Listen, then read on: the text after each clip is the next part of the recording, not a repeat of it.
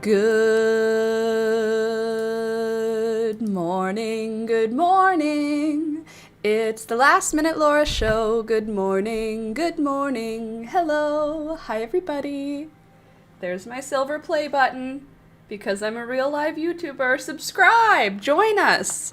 We now have 100,000 plus in our community. So welcome, subscribe, join us. It's going to be a good day.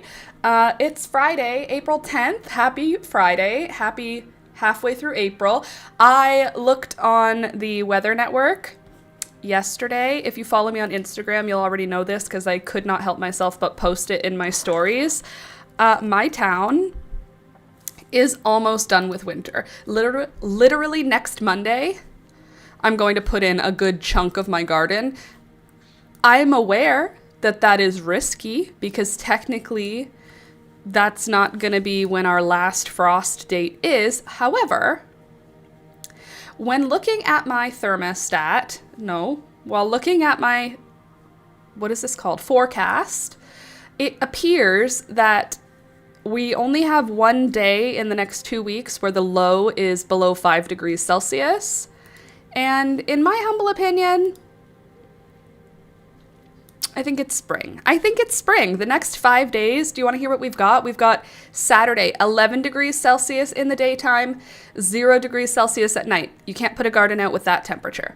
The next day, Sunday, 7 degrees Celsius in the daytime, 7 degrees Celsius at night. That's the turning point. 7 degrees is still too cold, but the fact that the high and the low are the same, that's a good thing.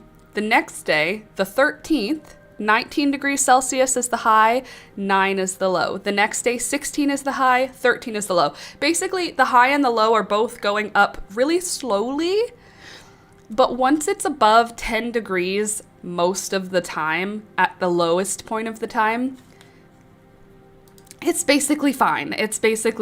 So we do have 2 days, Sunday, April 19th and Monday, April 20th, where the low is 3 degrees Celsius and 5 degrees Celsius, but it's probably only going to be that temperature for like an hour, so I don't think it'll kill off my garden. I'm pretty sure next Monday, which will be the 13th, is it going to be Monday I'll put them in? I may even put some stuff in on Sunday because it's going to be raining. But Monday, Tuesday, Wednesday, Thursday, all rainy and all warm, which is a perfect situation to be putting baby plants outside in because they don't want to be. Can you remember? Are you having a moment? What is a moment? What I'm about? I'll do with your life. I just get to my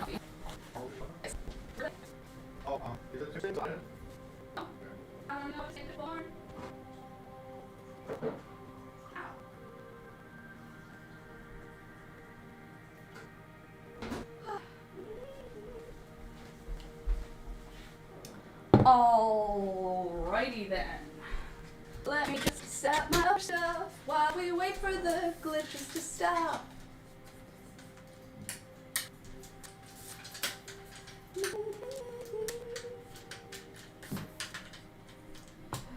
Oh, it's gonna be an awesome day. I'm not gonna let glitches get to me.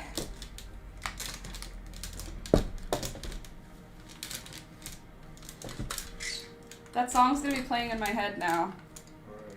I don't even know what you're saying because he's foreign. It sounds like he's whining. Because he's foreign. He also doesn't say foreign, he says foreign. I mean, he did come up from mumble rap.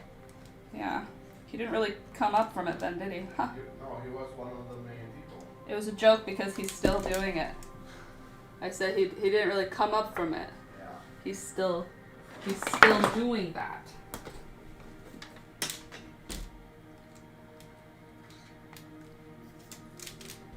Alrighty then.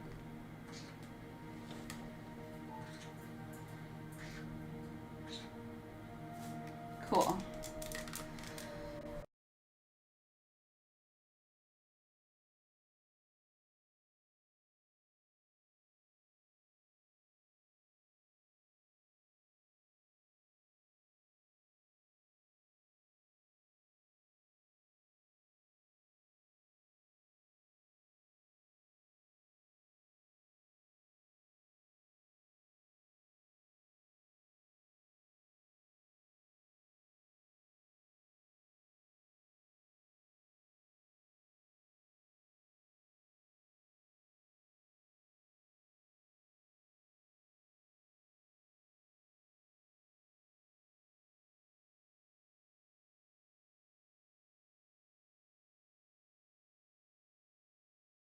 All organized. Coffee refilled. Oh, the glitching is killer. Losing half the stories. Are we surprised?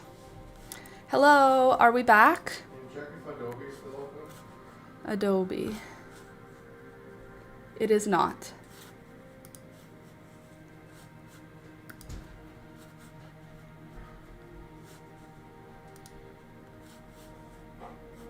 Is it still glitching on Twitch? Hmm? Is it glitching everywhere?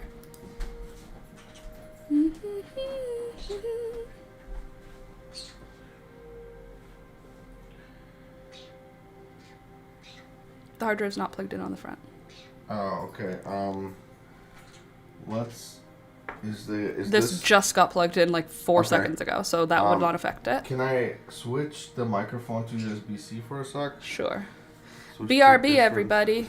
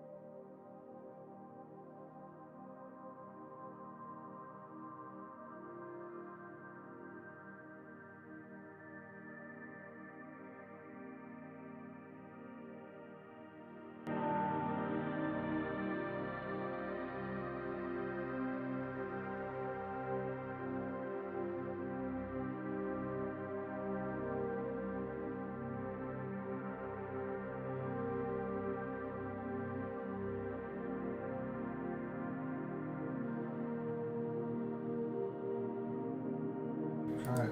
Hi, we're trying again. I just want to tell my stories. Good morning. Hello, everyone. Sorry about the glitching. Sometimes that's what happens here is we get a little glitch. We like to do a little glitching at the beginning of the stream because that's just what we do sometimes, okay? Okay, nothing to see here, nothing to worry about. I'm back. Hello, everyone. Sorry about the glitching. Welcome back. I'm Laura. This is Last Minute Laura Show. My hair is still wet. Let's just try and floof her up a bit. Forgot to brush hair. That's all right. Don't worry about it. We're gonna just gonna try. Oh, nope, that didn't help. Well, don't touch it when you have curls in your hair, but it's still wet. It'll dry a little more floofy. It feels like conditioner might still be in there, which is not my favorite. Trying to wear less makeup because my skin got old all at once. But now when I see my face without any makeup like on my skin, I feel like it does not look... Better still. Candace said it looks good. Can you just tap on OBS setting, OBS screen? Mm-hmm. And then go to either tools, I think. Click on, where was it? What's your profile? It's the thing that you did for this Twitch. I'm just checking if you're not multiple outputs, yeah. Oh, you are? I That's didn't why. do anything. I didn't change anything. Okay. Click Twitch stop.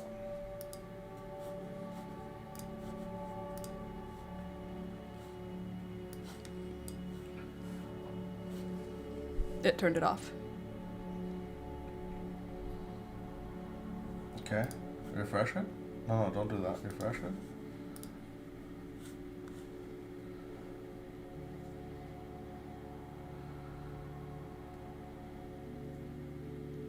Yeah, because you were double streaming. I didn't do I know, anything. it's okay. So just delete this then. I don't know. Yeah, delete it. There. Oh no. Okay, yeah, that's okay. All right. That might help. Thank you. Let's see. Let's hope that all the glitching is over so that I can tell you all the stories I want to tell you. Good morning. I don't even know what I already said because I got distracted. You know what? I'll just start from where I am in my brain. Good morning, Earthlings. Good morning, Food Forest.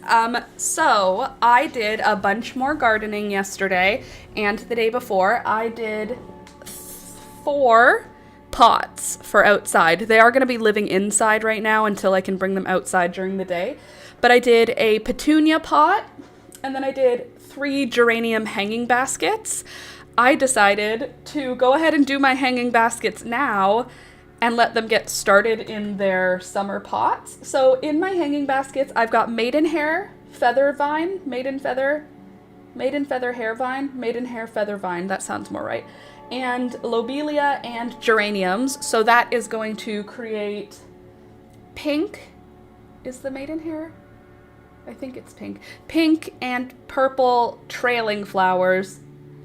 No, pink climbing flowers, purple trailing flowers, and then red and pink geraniums. Love to see all your plants and goodies. Nice to garden, hey. I agree. It is nice to see all these things, and that's why I decided to show them to you, because I have some lobelia blooming, which is so much fun. Let me just show her to you. So this is what one of the petunia baskets looks like. This is white petunias. Oh my goodness. I planted this 2 days ago and it put off shoots. So this was just a single plant in the middle. And look, now there's baby petunia arms already coming off the sides of that. So these are all white petunias. I really like white petunias. So I planted lots, just like lots. I planted many, many white petunias. But I also planted, hold on, my beautiful bowl of rocks.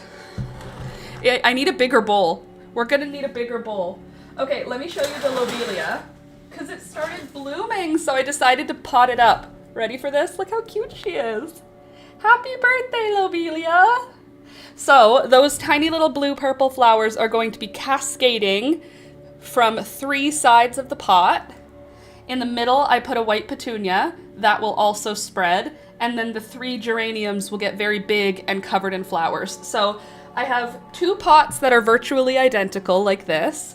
These are going to explode. Look, there's another lobelia blooming over there. These are going to explode, which is exciting. And when they explode, they'll be going outside during the day, inside during the night, as soon as the weather is, a little bit nicer. And then same thing with the petunias. They are going to start exploding now that they have more room. I'm really pumped for them. I think it's going to be, very exciting. Also, I brought out all of my largest seedlings so that I could brag to you and show you how big they are. Because some of my seedlings are getting gigantic. They really do need to go outside. I started early, okay? Sometimes you start spring earlier than spring is ready for.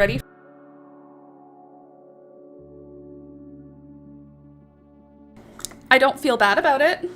I don't feel like it was a bad decision. I feel like I am going to be ahead.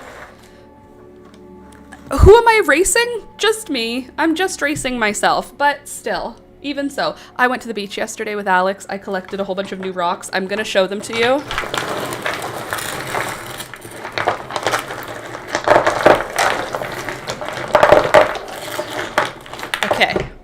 I crocheted a gnome. I like to create characters, and I named her Petunia because she's a flower girl. Oh, that's nice. Does she have a little petunia hat? That would be cute. Okay, so I wanted to show you some of the things I'm quite proud of, and one of those is this dahlia. You may look upon this dahlia and say, that's not very big, Laura. I think you need to relax on being very proud about this dahlia. However, this dahlia right here, this thing I grew from seed, all right? From seed. It did not exist in the world as anything more than a seed. And now, look how big it is. Look how beautiful. So this is a pompon dahlia, which I hate. I hate the name pompon. Make it pom-pom. Why is it not pom-pom? Why is it pompon? That's annoying. Rock ASMR, is that a real thing? I don't know if what I just did would be considered rock ASMR, but still. Let me just move, there's my measuring tape. Let me move as much stuff as I can out of the way here. Give you a little bit of a oops, a better view at what we're working with here.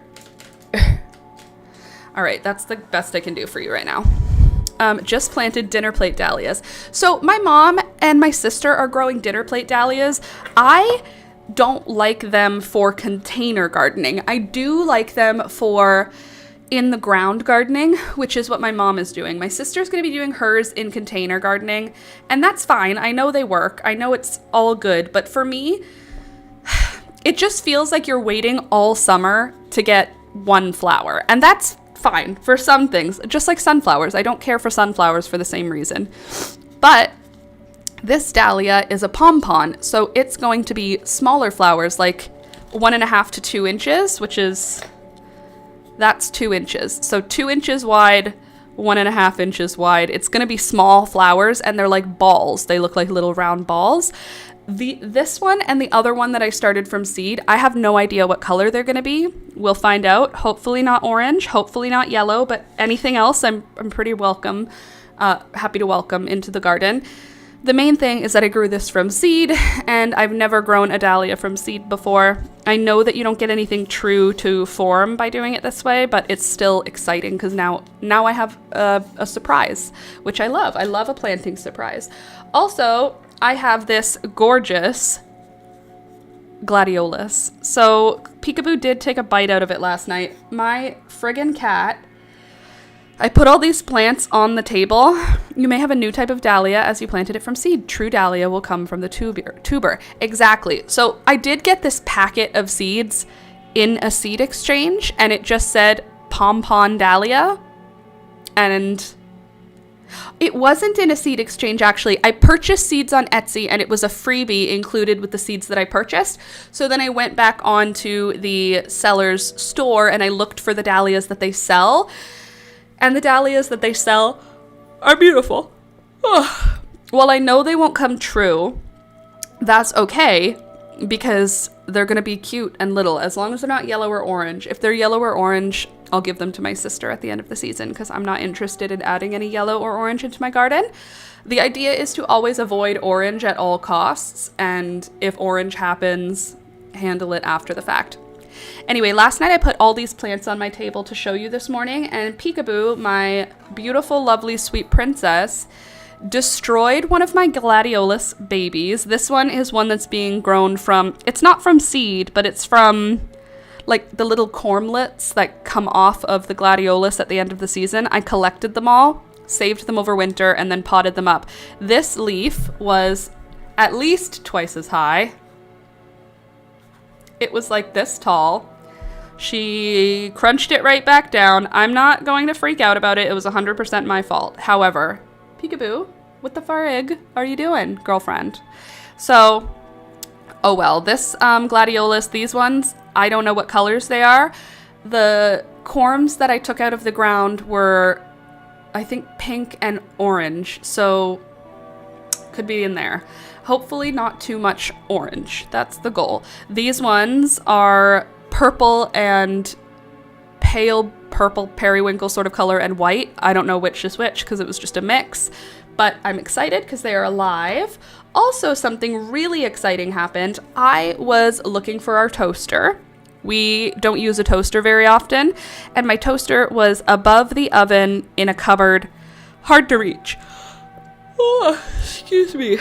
Then, when I found it, I also found that I had put a large plate with seeds all over it in the same cupboard, I guess, to dry. I don't know why I would have put them in there. It's a very bizarre spot to put them. But when I pulled them out, I noticed I had 2 castor bean seeds, and I don't know what happened to the rest of mine. I had hundreds of red castor bean and regular castor bean. I think I might have given them to my mom and then they got disappeared, which is fine, except for that means I won't have any castor beans this year. There were 2 beans, and both of them have sprouted. So this is a red castor bean, which is going to be the smaller variety, but it has beautiful dark red leaves. Can I just pull this seed capsule off of the leaves so she can open? Good morning, miss. So this is where you get castor oil from. It's also where you get ricin from. Ricin? No. Castor bean. Is it ricin? It's poison, but is it because of ricin? That feels wrong now that I've said it out loud. I feel like I might be crazy. Anyway, there's something poison in the seeds, but I don't care because that's not what I'm here for. Now she's alive. She's got 2 little babies. So sweet. Yeah, Mickey ate them. No. No, because they were huge and they were in an envelope that was too wide to go with my seeds, so it got stored somewhere else. And I think in that time I brought the seeds to my sister and my mom to be able to let them choose from them, and then they were just I didn't keep track of them. They're gone. Anywho, she's beautiful. She's gonna be gorgeous. I have 2 of them. Hopefully both of them will survive, but at least I hope one of them survives. Now let me bring over all the other seedlings. I packed up my biggest seedlings so that you'd be able to see how exciting they are. I also packed a couple of my smallest ones so you could see that, like, not everything is gigantic. So, for example, this one is one of my tangerine gems. Mickey got mail, literally. One of these is, this is a tangerine gem. She's very small in comparison to some of the other marigolds planted on the same day. So I wanted to show you what can happen because no rules are real and anything in gardening is magic and luck tied into one. So I wanted to show you what some marigolds do. Here's one marigold. These were both pruned at the same time. They are 2 different varieties. This is a Jolly Jester, which is my favorite marigold in the whole world, and I'm so happy that it's doing so well at such an early stage. But you can see how big this is, ready to go in the ground. This is a very large marigold. This is a different variety, but they're both marigolds. Isn't that crazy? So this one is the Jolly Jester, which is, like I said, my favorite. It's the stripy red and yellow one. This is a tangerine gem, which is a tiny flower on a tiny plant. The leaves on this one smell more citrusy, and these ones smell more like that musky marigold smell that I'm obsessed with. Isn't it cute? So this is my biggest tangerine gem that I have. You can see how small it is. Cracker Jack. Which one's the Cracker Jack? Is that the double with the bright colors? Let me see. Cracker Jack. I'm not using my dominant hand. Marigold. Cracker Jack Marigold. Yeah, that's just a marigold. It's fine. I like marigolds of all kinds. I don't have tons of room in my garden, so I tend to prefer certain varieties of marigolds. When I lived on a farm, I just planted all of the marigolds and I had all the different colors and I was just happy to have all of them. Now that I'm a little bit restricted on space, I'm a little bit more particular about who goes where. So this is my biggest marigold. I'm very proud of her. As you can see, I pruned really early. Same with this one. Pruned right in the middle. You see it got pinched, so there's 2 growth points now. But isn't that cute? They're actually sisters and they were planted the same day. It's cool. Okay. Did I breathe in dirt? Nice. All right. Next, I have some very exciting news. I have a hollyhock here that is already trying to make flowers. She's a bit early, but I feel like I can't stop her because she's trying and I believe in her. Look at these. Ready for this? Na, na, na, na, na. Look, ta-da! See that? That's a purple hollyhock in the making. Hold on. See? Those are gonna be purple flowers. And like, I know it's making the plant work hard for me to let these flowers survive right now, but I'm so proud of her. I've never grown a hollyhock before. I've never been interested in growing a hollyhock before. Rude. As soon as I said I've never been interested before, she turns off my mic. Disrespect. Anyway, hollyhocks, never grown them before. This is a purple one. I'm also growing 2 varieties of Lavatera, and hopefully the black hollyhocks worked. I only planted the black hollyhocks in cold start outside, so I don't know if they worked yet. We'll have to see. But I don't understand what this hollyhock wants. You can see how long and leggy she is. Do I cut her or do I let her go? Because from what I've seen from how my neighbor's hollyhock looked, it's a vertical plant. So if I cut it, is that going to cause trouble?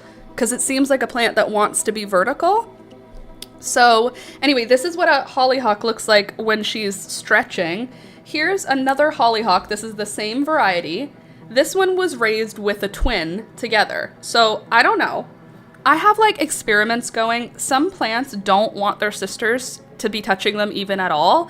And some plants, like marigolds, sorry, my nose just started running, so you're just gonna have to watch me wipe my nose a bunch.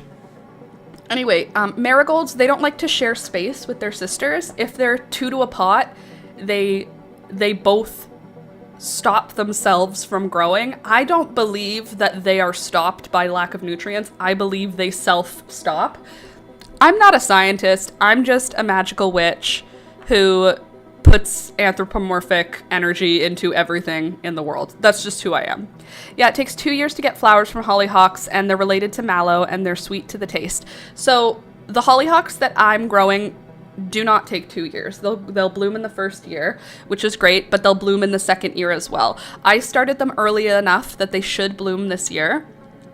That's what the seed packet said. So I'm expecting blooms this year.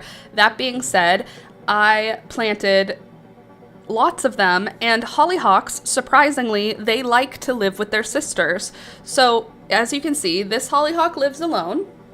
She is taller, but look at her leaves. They've got a little curl to them. She's not thirsty. She's got water. She is making flowers, so she's doing okay. This one, on the other hand, you can see how like wobbly she is in the wind. Look how tough this one is. They were both planted at the same time. They're both in the same pots, like the same flat. They've been living next to each other. They're in the same grow light. They're from the same seed packet. But this one has been raised alone. This one has been raised with her sister. While the sister is smaller, you can see there is one that's significantly smaller than the other. Look at how strong and robust and gorgeous this one is, this plant. So I've deduced from that, this is not just one example, I have like 21 hollyhocks planted. Out of all those 21, all of the doubles have stronger stems and bigger leaves. All of the singles have smaller leaves and longer stems.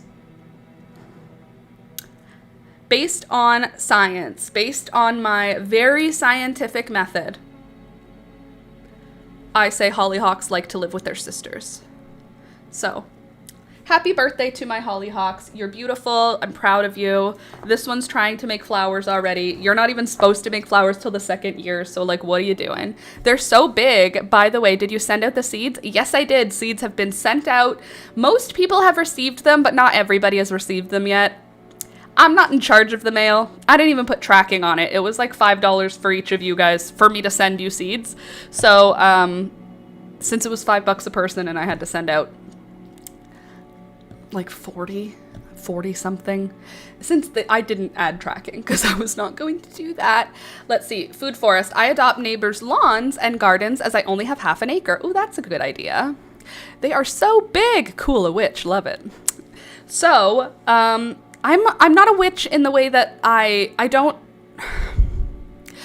worship in Wiccan ways. I have a spiritual connection to the earth that makes me feel more powerful because I understand her better. Does that make sense? So like the energy of it is witchy, but I'm not like putting my period blood in the moon and then watering my plants with it. You know what I mean? I'm not quite there, but I do feel more magical because I'm a woman. You know what I mean? I don't know. It's all over the place, okay? It's like how people are like, I'm Catholic, but I don't go to church. I'm like that. I'm like, I'm a witch, but I don't go to church. But here's my church. Here's my priest. Let me show you another cool thing. I have some celosia here, and I wanted to show you how different and yet exactly the same these things look. So I have, so hold on. The postal office has a conspiracy. I hate them, but I love them. $5 USD is expensive. It is expensive, but shipping in Canada is a garbage fire. It costs way too much to ship anything in Canada or to ship from Canada. So, okay, so this is a Celosia coxcomb / Celosia unlabeled, because I mixed my coxcomb seeds with my unlabeled Celosia that I got from a seed swap 2 years ago. You mother truckers. I have friggin' thrips everywhere. They're not really hurting anything. They're just like damaging it, so it's fine. Anyway, this Celosia is an unlabeled one. Nature is church to many earthlings. Thank you. Agreed.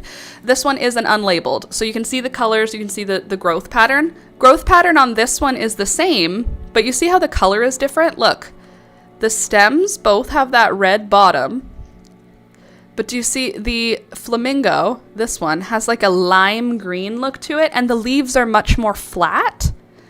The coxcomb, do you see the difference?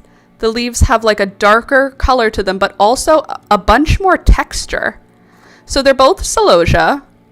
They're both amazing, but they're going to look completely different. This one's a flamingo spicata variety, and this is either a coxcomb or a pumila variety. I mixed the seeds.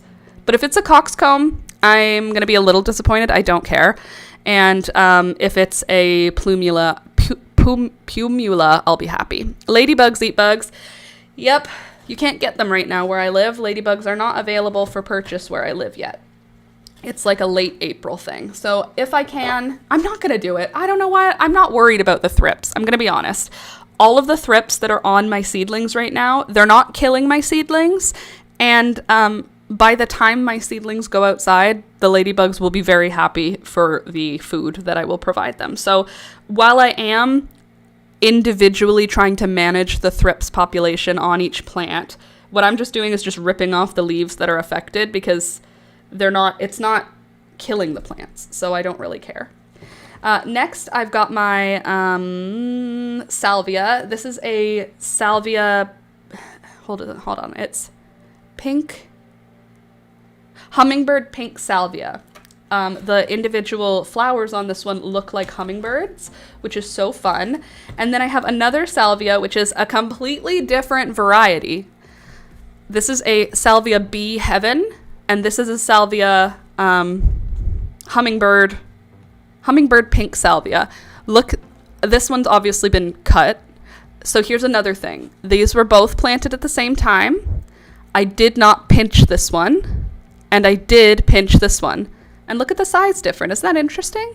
Again, all of the soil for all of these seeds was the same. All of the watering has been the same. All of the lighting has been the same. The fact that they're different is not from different care. The care has been the same. The little experiments I've been doing here and there. Are you a spider? Oh, sweetie. Remember I put that spider in my plants a couple of weeks ago? She's still here. Happy birthday. I'm so happy you're here. That's probably why there's no... Hold on, let me see if I can get a focus for you. That's probably why there's no thrips on this plant. Can we get ya? She's there, I promise. That right there is an itty bitty little spider.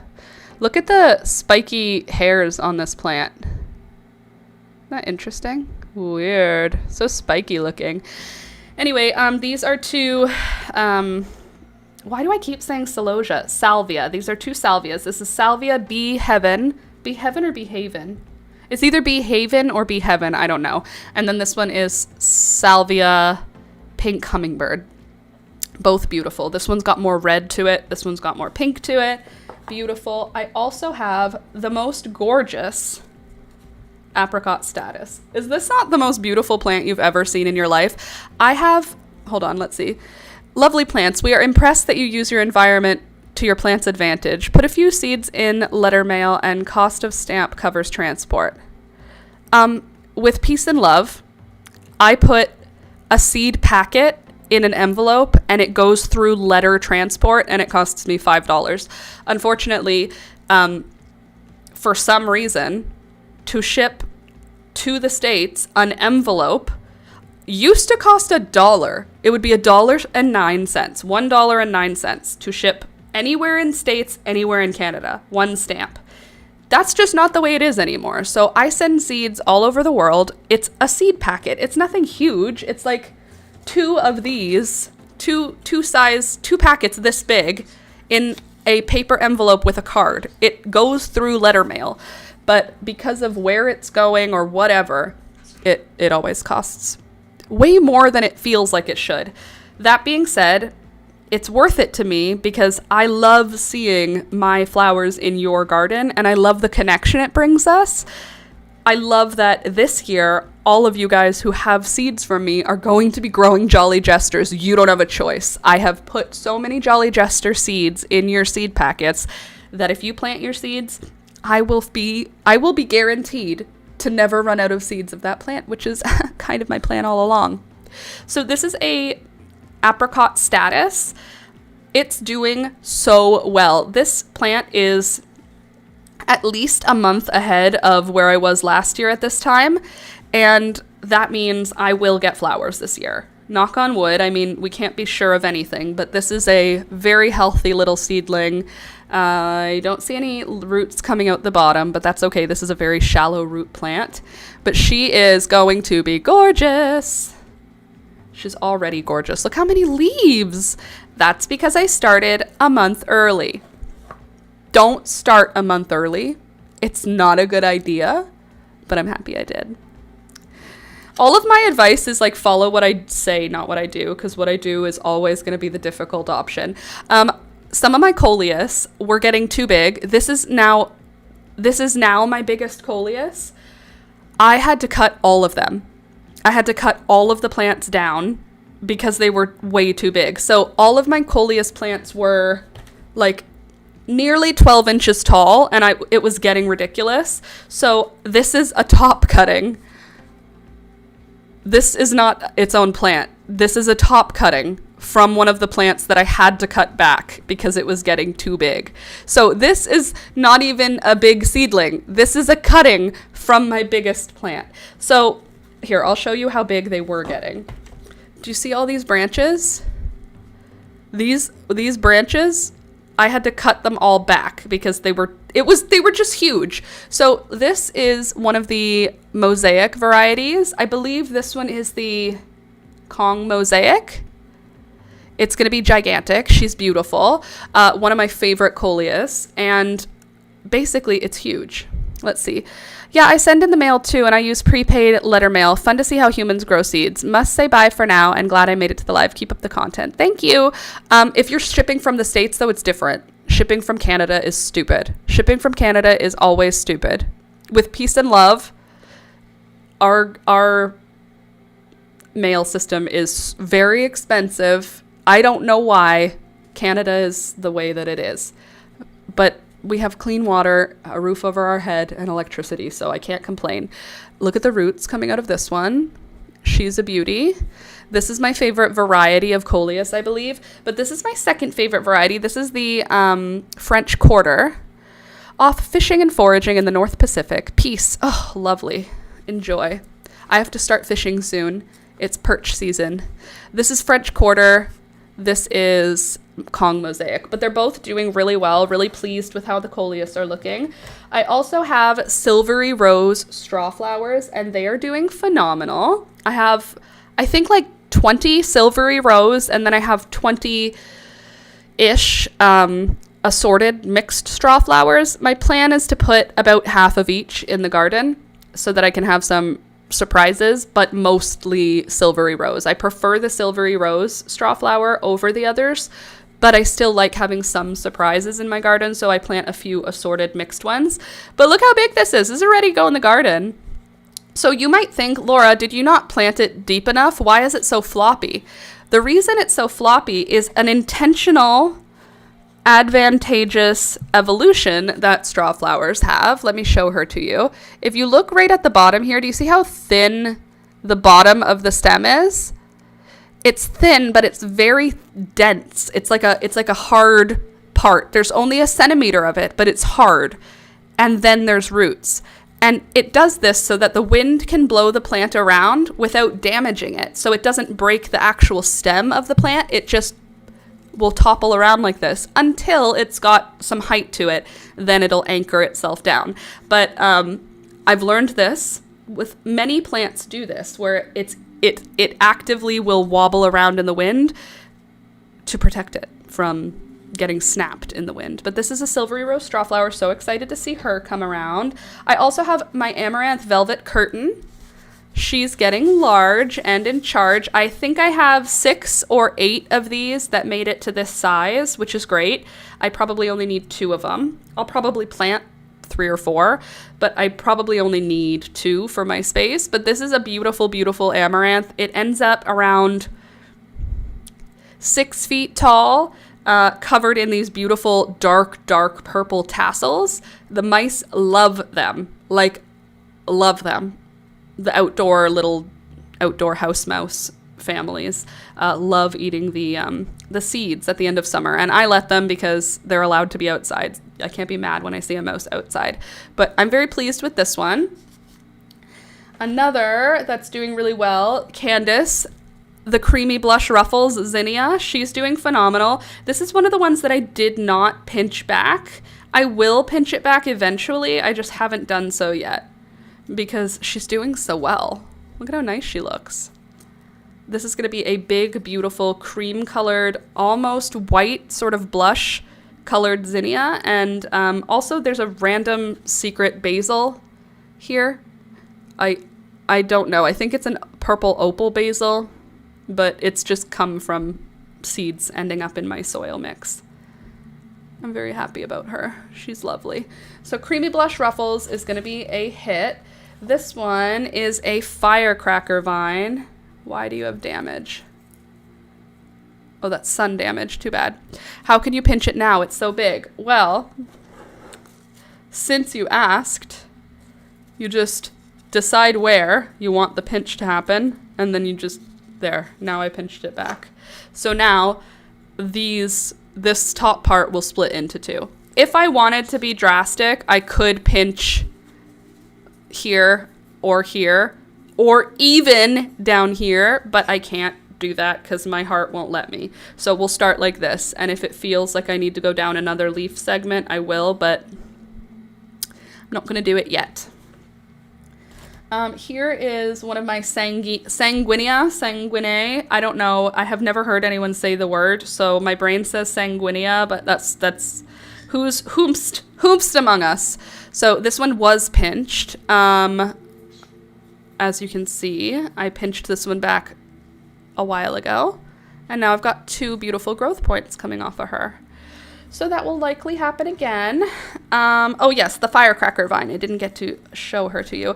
I am going to break off this growth point because she is reaching too high for the sky.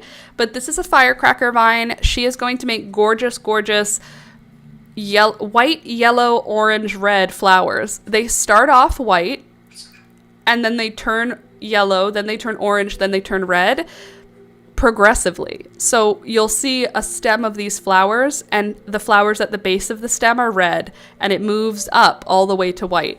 It's very pretty. They can be used as a cut flower. They have about a 12-inch long stem, but on the flower pieces, but the vine itself is quite lovely. Has these gorgeous leaves that are just a lot of fun. The shape is really pretty, like an ivy, and they make lots of seeds. So I saved these seeds last year. Also, I have my Morning Glory here. This is my Sunrise Serenade Morning Glory. Candace sent me these seeds, and she's doing great. I don't normally start Morning Glories inside. I just usually put them outside, and they make their way throughout the summer. But I decided to start everything early this year to see if I could get some early flowers on things that I usually wait until August to see. Maybe we can get some in July. So that is like this. This is another one of those. She's doing great. She's not doing the best, but she's doing okay. Next, this is one that I'm really excited about. I have 26, I believe, of these now. This is my Chantilly Snapdragon. I pinched these back quite some time ago. I just want you to see how large the plantlet is. She's just a babe, but this has already been pinched back. So this is the second growth situation. And the Chantilly Snapdragon is like It's the prettiest snapdragon you've ever seen. It's got like open blooms, not like closed like a regular snapdragon. She's so pretty. As you can see, my cardboard pots are starting to mold. We got some black mold, some white mold, some fungus looking stuff. I'm not worried. These are going to be going outside soon. Why do they make pots that rot if it's supposed to last you until it goes outside? Like, ma'am, this is a Wendy's. Okay, here's a nasturtium. Look at those gorgeous roots coming out the bottom. She's just a babe. I'm aware she's not the biggest plant. She's not the best, but she's going to make gorgeous, gorgeous flowers. I only planted nasturtiums this year that are going to give me flowers in the colors I want. If all works out, I will have 0 orange nasturtiums this year. Will everything work out? Who's to say? But if everything works out, I will in fact be just full, just absolutely filled with not orange nasturtiums. I felt its pain. Oh, sorry. Also, I wanted to show you one of my marigolds who is doing really well has made a flower. It's not open yet, and if I was a good person, I would probably cut the flower so that it could redirect its energy towards making the plant bigger. But this is my perfect yellow marigold. It's like, that's what I call it, is perfect. I think I actually wrote, yeah, it's just wrote on the thing. It says perfect yellow. So this is just going to be a golden yellow, sunshine yellow marigold, and I'm going to let her do her first flower, and then I'll cut it back. But it's so cute, and it smells so good. Here. My gift. A little bit of marigold ASMR. It smells so good. It smells like autumn, which is not the time of year that I want to be smelling right now, but still. Also, somehow, wild violets got into my soil at some point. So I don't know exactly how that happened, but I'm letting the wild violet continue because I love them so much. So she can come. Is that a wild violet? I believe so. That's not a pansy, right? That's a wild violet. I'm pretty sure that's not a pansy. You'll tell me. Next, I have a calendula. I only have 3 calendula plants right now, which is kind of wild, but I planted tons of seeds outside, so I anticipate calendula will also sprout outside. You can't have any of these, so I don't know what you're talking about. Not a chance, all right? This calendula, as you can see, beautiful, gorgeous, in perfect health. Oh, hello! Don't mind if I friggin' do. She's gonna flower too. Happy freaking birthday. Don't frickin' mind if I frickin' do. I love that. All right, so we're gonna have calendula flowers coming before they're even planted outside. And then, last but not least, I thought I would show you some cute little petunias. They're not my biggest petunias. They're not my best petunias, but I love them. I love white petunias so much. Petunias themselves are great, but white petunias, they're just better. Have you ever seen a million white petunias? Okay, something else that's going on in my soil mix that I don't know how it's happening, but they're coming up everywhere, are these little seedlings. And when I looked at them online, it said they're nightshade seedlings. How in the world is nightshade found its way into my soil mix? So just in case I'm wrong, I'm leaving a few of them.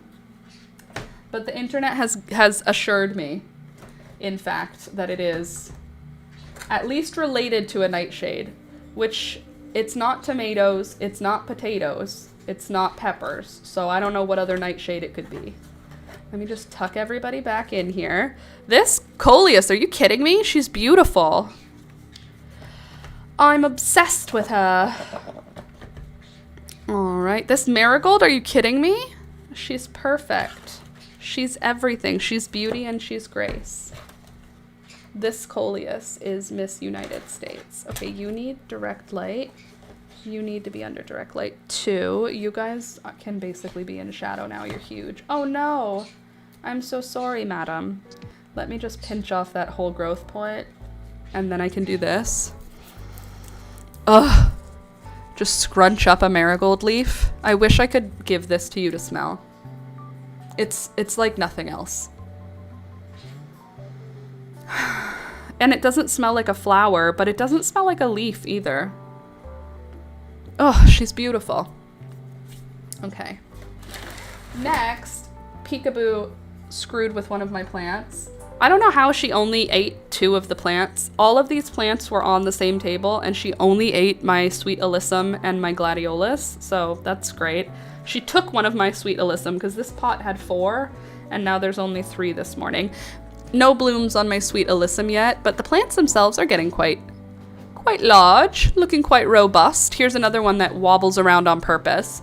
So the stem, the bottom stem, you can see is like red, and it's a different texture than the rest of the stem. Do you see how it's like tight and like woody almost? It's not woody, but it's not like the rest of the stem, which is green and easy to break. It's like hard to break, and they flop around in the wind on purpose. We love a plant who just evolves herself for success. So that's the seedlings. Oh, there's one left here. The maiden hair feather hair vine. Okay, well, you didn't have to pour the soil out on the table, but here we are. This is just, it's doing well. She's happy, she's fine. And I'm happy for her. So those are my seedlings. Those are my biggest seedlings. I now have 19 flats of seedlings rather. Each flat contains anywhere from 15 to 21 seedlings. The maximum I have in one tray is 21, and I have one tray that has 15. So I have 18 trays that have 21 seedlings and one tray that has 15 seedlings. Do the math. That's how many plants I currently have in my home. Is that a lot? Yes. Yes, it is.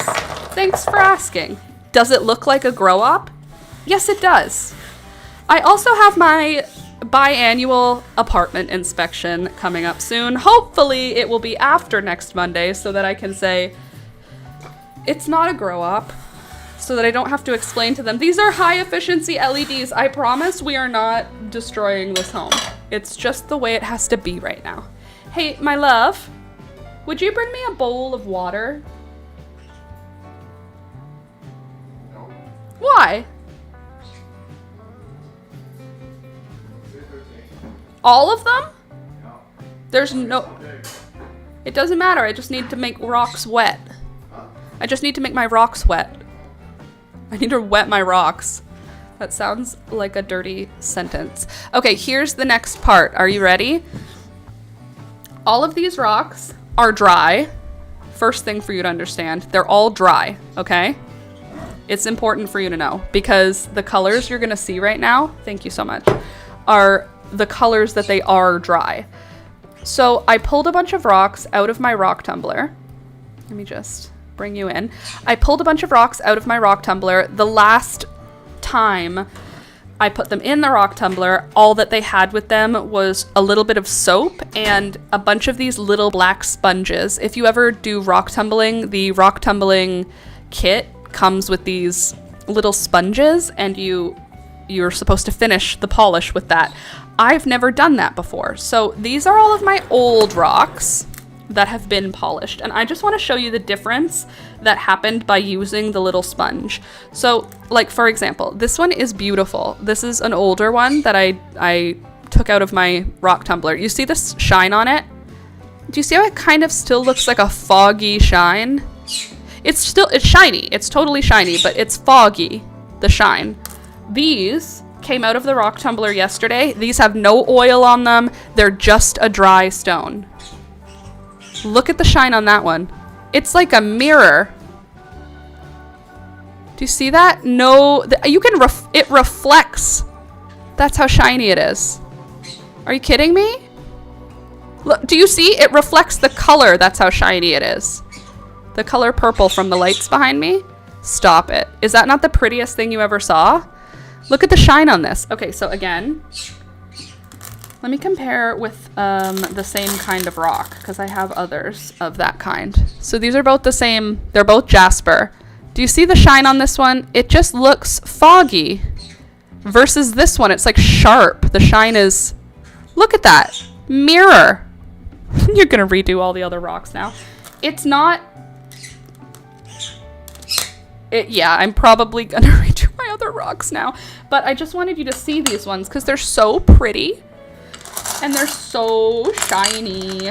Let me show, even this. This rock was fully a matte rock. And you know what? I actually got another one yesterday.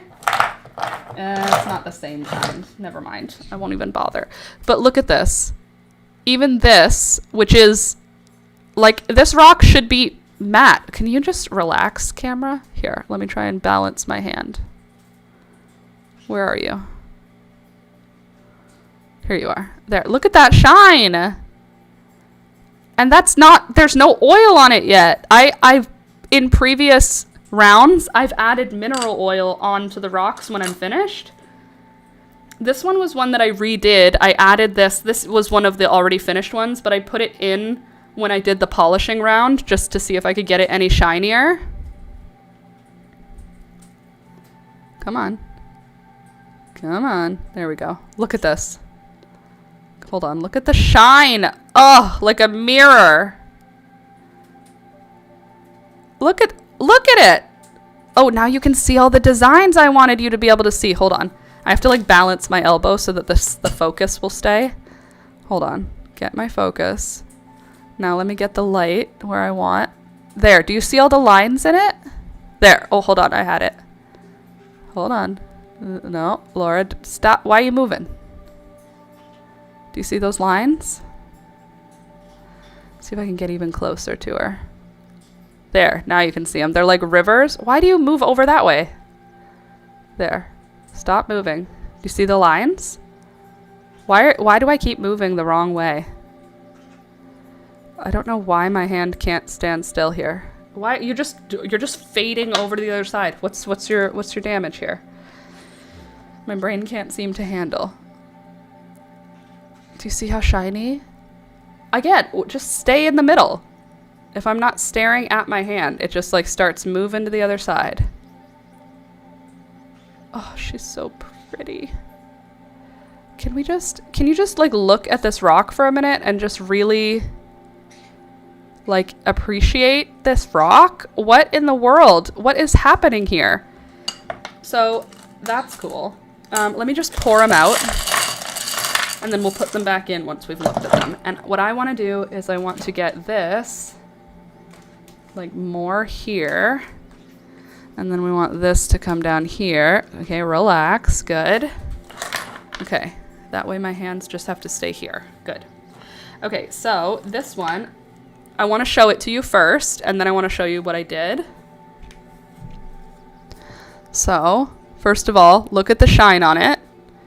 There's nothing, I just don't know how to explain it to you. Like, this is the shininess of this rock. It's just this shiny now.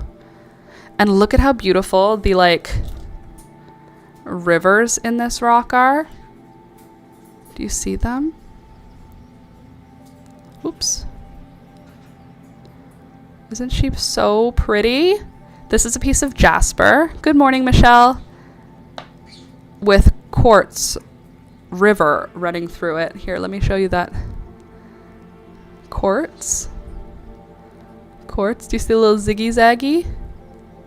She's so pretty. I'm obsessed with this. Look at how shiny it is. You could see the reflection of the room. What? How? Obsessed with her. This one, I was so surprised by how shiny she got. It's just, I've had no hope for this one. And look at, the shine is like a mirror. Oh God, it's the most beautiful thing. Jasper is the most beautiful thing.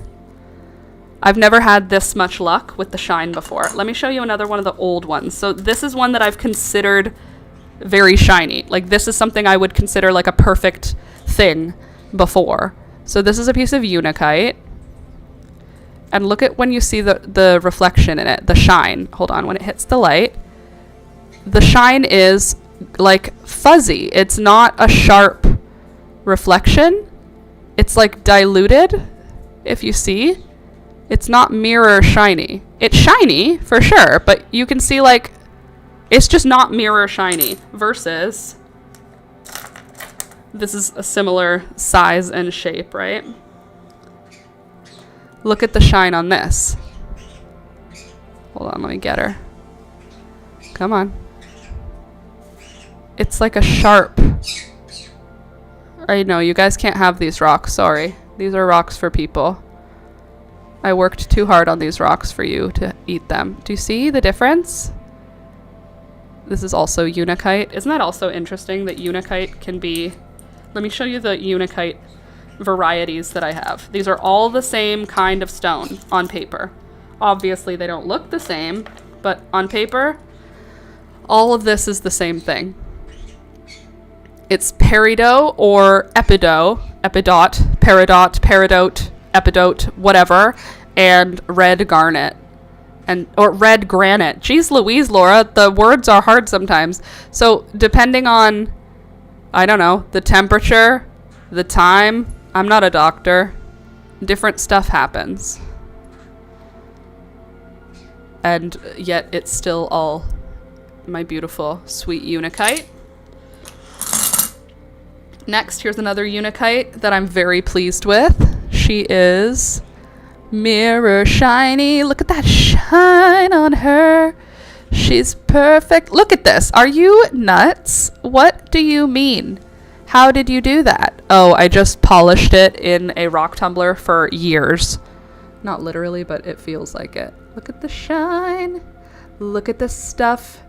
Isn't it neat? Maybe the mermaid was a hoarder. Just saying. This one doesn't even feel like it has any business being shiny. When you look at this rock, it doesn't look like a rock that's supposed to be. Can you not? Thank you. It doesn't look like a rock that's supposed to be shiny.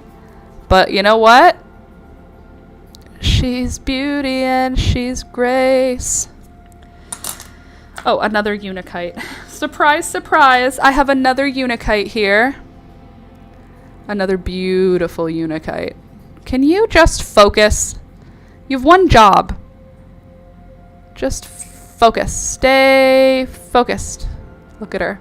Look at the shine. Gorgeous. Okay. Now let's look at all the jaspers. Oh, one more Unakite here. Any more Unakite hiding in here? Unakite and jasper are my two favorites. Here's another Unakite that is highly shiny. Let me just find one more Unakite in the not perfectly shiny ones to show you the difference. Okay, so this was previously considered perfect. This is now what I consider perfect. Let me show them to you together. See if you can see spot the difference. Okay, do you see the shine on the perfect one? Okay, if my camera can't focus, I apologize to you. Here's the shine on the not perfect one. Just stay in focus. I can't keep my hand still apparently. It's not easy for me. I feel like I need to move it all. Perhaps if I scoot you this way a little, right, and then give you the 90 degree. Yeah. Alright, then give you a bit of a tilt in it. A little bit more. There you are. Gorgeous. Gorgeous. Alright, now let's see if that helps me. Sorry about the way that I am. Alright, let's get all the jaspers here. My beautiful, beautiful jaspers. I love finding jasper. So these are all jasper with various amounts of quartz in them. All of them are gorgeous. Again, if we can just acknowledge the overall shine. And these ones look like there's something on the surface, but if we get real close to them, it's actually not, it's perfectly smooth. Those lines are inside of the rock. Do you see that? Isn't that neat? They look like little rivers. They're all the way through. Here we go. Here we go. Hold on. Hold on. Figure it out. Hold on. See them? The rivers? Same thing happens with this one. If I can find the light. There, the rivers. Do you see them? How cool are they? On this side too. Why are you moving over? I didn't do anything. My hand cannot handle it. Okay, so now these are jasper that doesn't have a ton of quartz in it. This one is like fully opaque, which is interesting. I don't find those very often. The shine. Can you please acknowledge the shine on this rock? It's literally a perfect rock. If my phone keeps not focusing, I'll be angry. She's beautiful. Okay, and who else is here? Oh, this one was really exciting. This one, I thought it was going to be beautiful, and it is. We love that. We love when that happens for us. So this one is pink. It may look boring, but I don't think it is. Isn't she gorgeous? Gorgeous, isn't she gorgeous? Obsessed. Look at the shine on her. So now I need to polish all of my rocks the way that I did for this, because they all turned out so much better than they ever did. Okay, this one, I was actually scared to even put it back in the rock tumbler because of the way that it is. But I'm happy I did, because now you can see the amethyst or garnet. I'm not really sure what it is. It's not growing like an amethyst, but the color is purple. So it could be an amethyst, but I also think it could be a garnet. She's so beautiful and shiny. Oops, are you opaque or are you translucent? So this one looks opaque from over here, right? You see this and you go, that's an opaque rock, just the same as the other one. It's also shaped like is it pogs? Is that the thing that these were weird shaped little guys? But look, if I get you right up in here, it's actually not opaque, it's translucent, and you can see other stuff happening inside. Isn't she lovely? Sorry, my hands just keep moving out of frame. Next, I have a rock full of little garnets, which I wanted to see if I could get closer to the surface.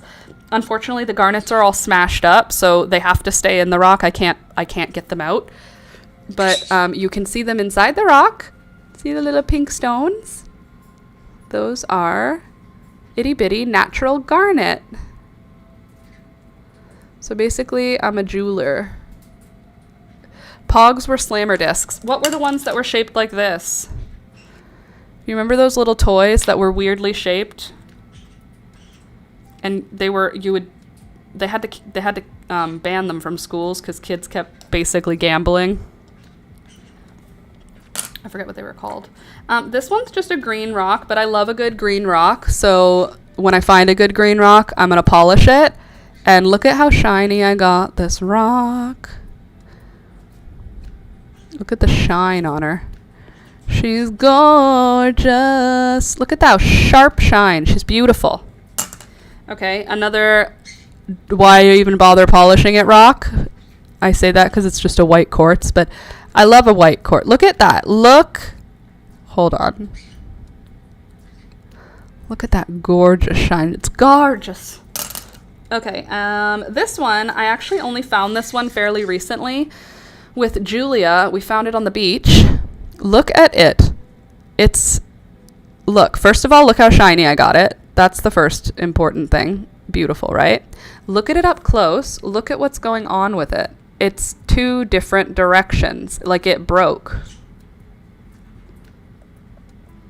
Do you see?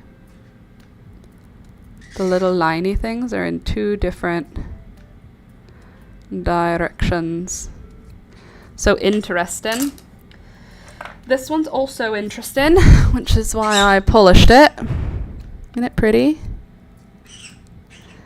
It's quartz and probably epidote. What is it, Beelzebub? Look at the shine. Those little sponges. I didn't know they would fix so much trouble for me. They're so pretty. Here's another one that I really like. Apparently, I am a rock hoarder. Again, please acknowledge the shine that I was able to achieve on my rocks. I'm very, very pleased. The rest of these are small, so I don't know that it matters for you to see them. But they are all beautiful. Do you have any shine in you now? A little. You might be able to catch the... Hold on. Ooh, stop it. Is that the magic? I've got the magic in me. Ready? Hold on. Okay, hold on. Just everyone, hold on. I'm gonna... She's here. She's here and I believe in her. Hold on. You'll have to just wait until I can find her Oh! There it is. Watch. Ready?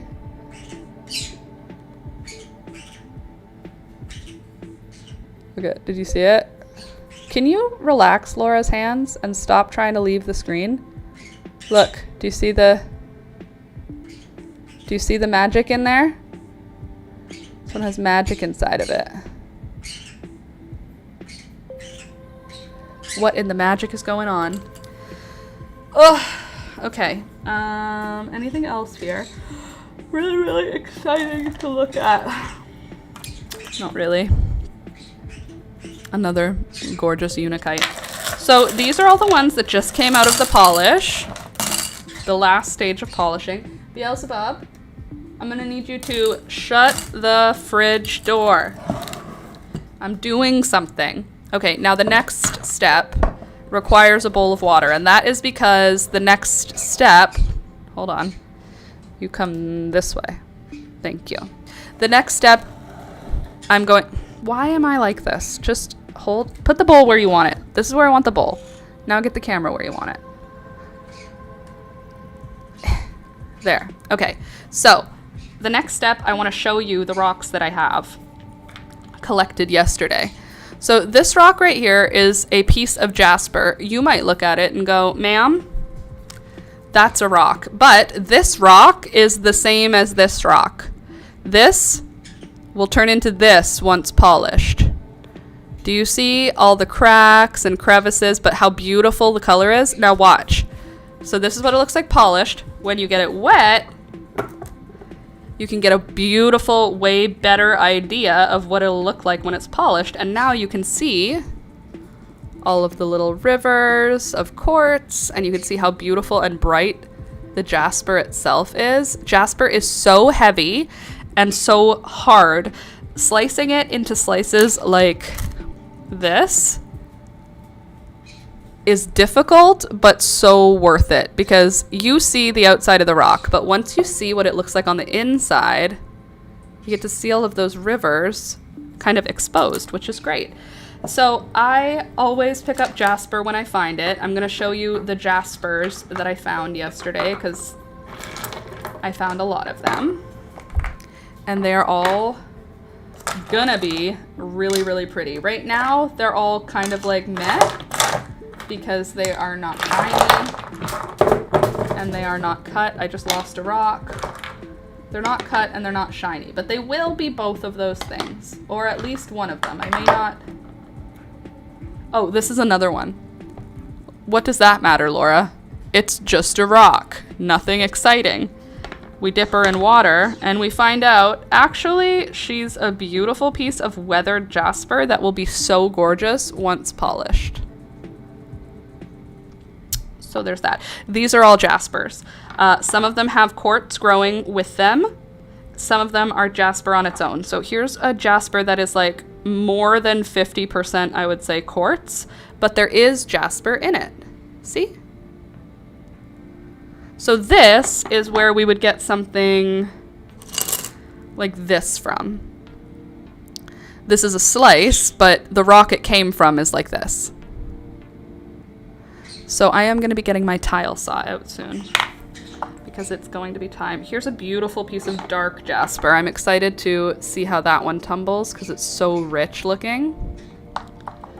This one has lots of quartz in it too. I think this is going to be beautiful when I slice into it. So this is going to be a slicer. See all the quartz, but you can also see that the jasper is kind of brachiated. I'm not a doctor, all right? My language skills are lacking. Here's a couple more gorgeous jaspers. Anything exciting in any of these? It's hard to show how exciting they are because they just look like brownish orange right now, but they're really, they're so much more than that. Oh God, I love jasper so much. I love it because you can also see it really clean and clear on the beach, which I love. I already washed these rocks yesterday and look at how dirty the water is just by having that happen. Okay, this one, again, that's like a rock, Laura, but look at how beautiful and thin the lines are on this sedimentary stone. Hold on. Isn't she just stunning? So my plan for this is to make lots of little slices of it. Since it's sedimentary, it shouldn't be too hard to cut because it is like made of sand. And once I slice it open, we will end up with like gorgeous things like this. Actually, I suppose this is pretty much the same type. I think I have this exact variety as a slice in here somewhere, but I don't know. I love her. She may be plain, but that doesn't mean she's boring. Okay, another really interesting one. Again, when dry, you're like, oh, there's some yellow on that, sure. But mostly just a gray rock. But ready? Watch what happens when she's wet. Let her get all saturated so you can see the colors in here. Because the colors are stunning. And again, this one is going to be a slicer. This is going to be a hard to slice rock because it's mostly quartz, which is very hard. But there's red in here. There's that gorgeous bright yellow. There's like some meh black stones. Look at the yellow. There's like black bits. There's red. There's some gray, some white. I just think this is going to be gorgeous sliced. If that's what the outside looks like, what will the inside look like? So I'm excited about her. This, I think it's just a green boy. Look, gray. Nothing exciting. She gets wet. Suddenly, she's the prettiest color you ever saw. What the hecky? Look how pretty and green that is. So we will slice her as well. And then this is another one. Oh, that's nice, Laura. What'd you find? You found a gray rock on the beach? No, I didn't. I found a beautiful, beautiful dark piece of unakite.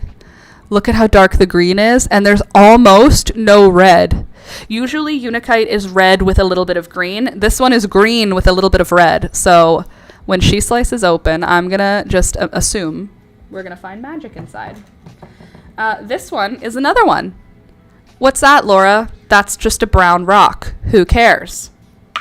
Oh, it's just a brown rock? Wrong. It's actually a fully polished piece of quartz that is yellow, pink, and white.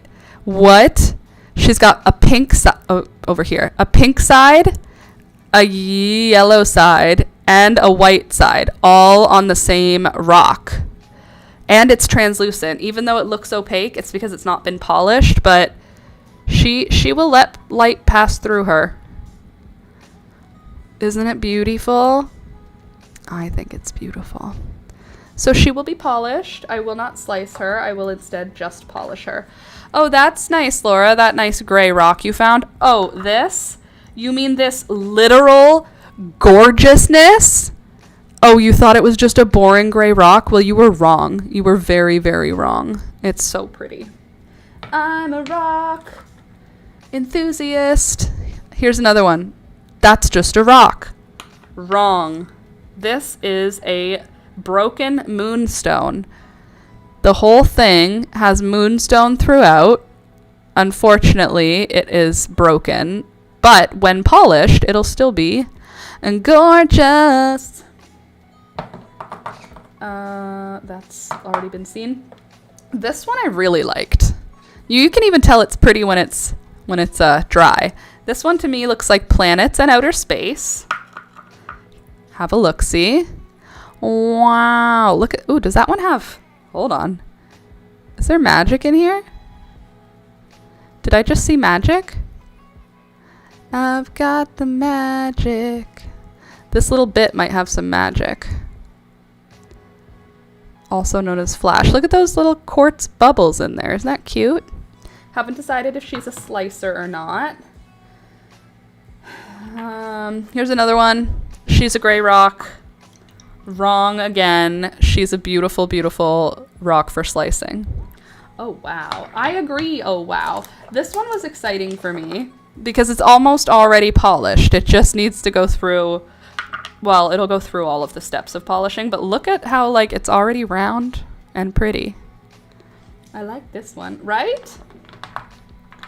Another nice piece of Unikite. We love one that just has a line going through it. These are great for slicing. We love a slicer. What are you? I don't know what this one is. What do you think's going to be going on here? Let's find out together, shall we? Oh, I love this kind. This kind, let me see if I can find one in the same vein, because I do collect this style of rock a lot. Just because I really like, oops, not you. Because I really like the way that I like the way they are. Okay, so these three rocks are kind of the same as this rock. They're not exactly the same, but they follow the same rules when they're being polished. It's like a bunch of broken pieces of really beautiful, different colored rocks, but all of the different rocks have different hardnesses. So when we like actually put them through the blender, the tumbler, some parts rub down earlier than others. And like that's why you see on this one there's like a bump. It's just how they do. Okay. I already looked at that. That's my hair. Bring these kids over here. I also picked up a piece of flint just because I like finding it, and when I find it, I like to pick it up. So this is flint. It's flint that has been rounded by my local beach, but you can tell, I can tell it's flint when I see it, but let me see if I can give you a reason. It's kind of like when this look right here, this like area of the stone, it tells me it's flint because due to the way that it is. You're welcome. Now you know. Here's another gorgeous piece of Unikite, mostly green. Gorgeous. Another piece of Unikite with almost no green, mostly granite.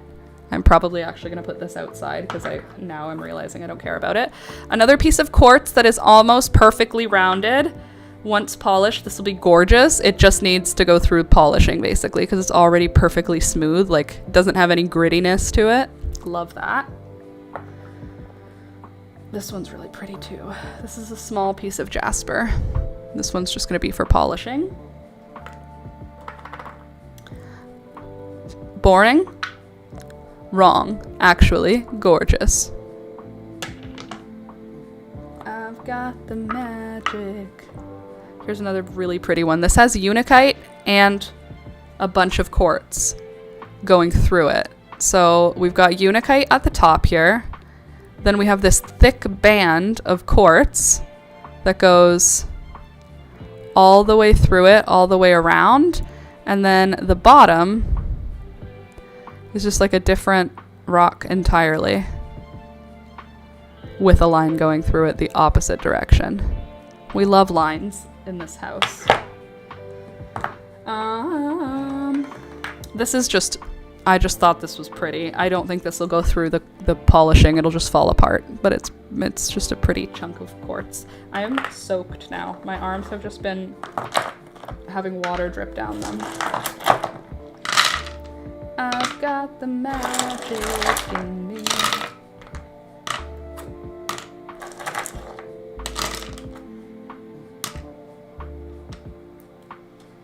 Okay.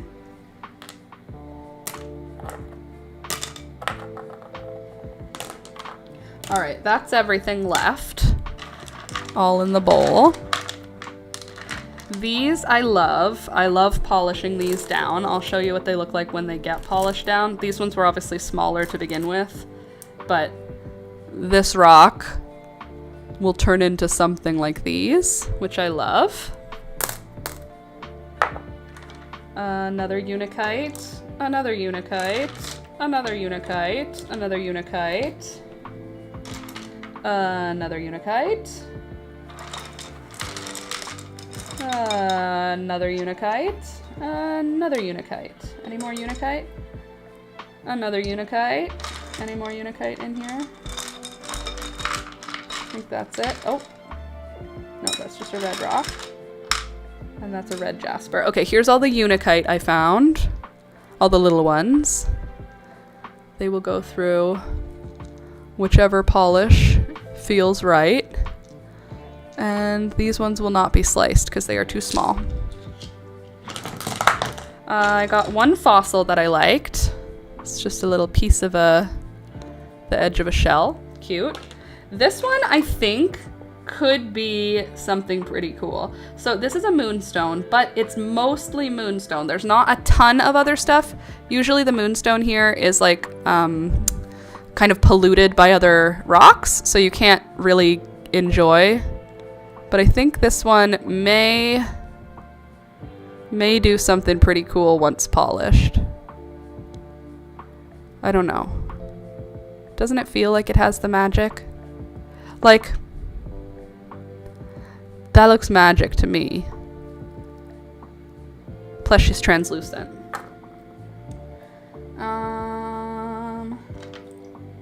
That's just jasper, jasper. I say just because I've shown you a lot, not because I think it's less valuable. Jasper's amazing. I did find one piece of red jasper, which I don't find as often. It looks very dark, but it's like a dark blood red. Same thing as the other ones, just red. Here's the other jaspers. Gorgeous. And this one is no longer exciting. This water is so dirty now. I'm trying to see if there's anything that's gonna like make you want to write home. But I think these ones are just pretty, like just averagely pretty. Here's another gorge. That's just epidote. And I did find another really pretty quartz that I'm happy about. I love finding a nice quartz. And I love when they're like already rubbed smooth. Skip a bunch of steps for me. Another one of those line ones. What about you? Oh, this one just had some really beautiful like greens in it. Every time I touch that track, it turns it. Okay. You're just a red rock. Okay, so that's it. Look at how dirty this was. And these were washed yesterday with hot water and soap. Oh, well, washed? I mean, I put them in a bowl and shook around the rocks with hot water and soap. Look at all this. This was what was in there. I guess some of it's sand. Gross. Oh, I love these rocks. You must squeal when you're on the beach. I am absolutely silent wearing sunglasses with no facial expressions when I'm on the beach. I do not greet other beach walkers. And that's not true. Sometimes I do. I'll just use this on my plants. Okay, I have to pee now and I have to clean up this mess, so give me 1 second to do both of those things.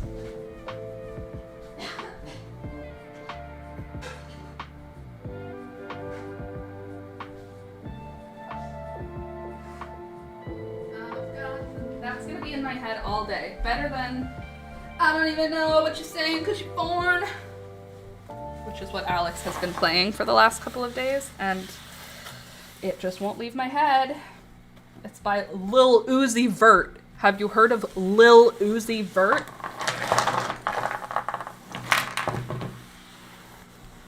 Yeah, me neither. Me neither. Okay. I will be right back. I'm gonna go pee. I will put my newly polished, nope, there's no room for anything anywhere. Everything will just stay here. I'm gonna take my plants back downstairs and put them under the light, but I'll be back in 2 minutes.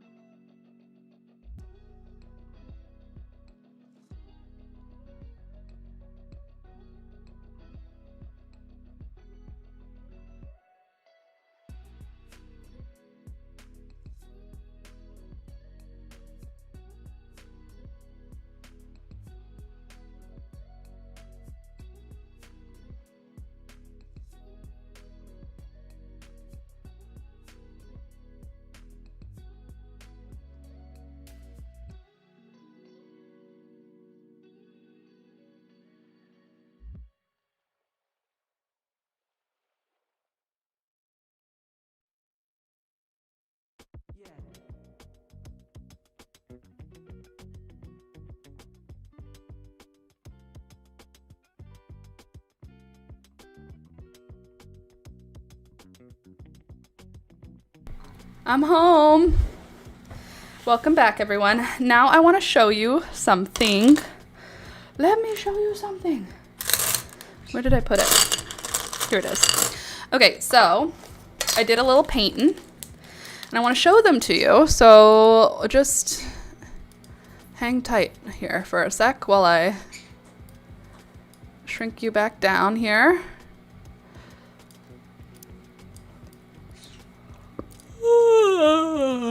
Okay, so yesterday, after this rock came out of the rock tumbler, I was like, I want to paint it. So here's my painting of the rock. You tell me what you think. Hold on. Which way are you? Like this, right? Ta-da! What do we think? How'd I do? B+. I paint her. She a rock.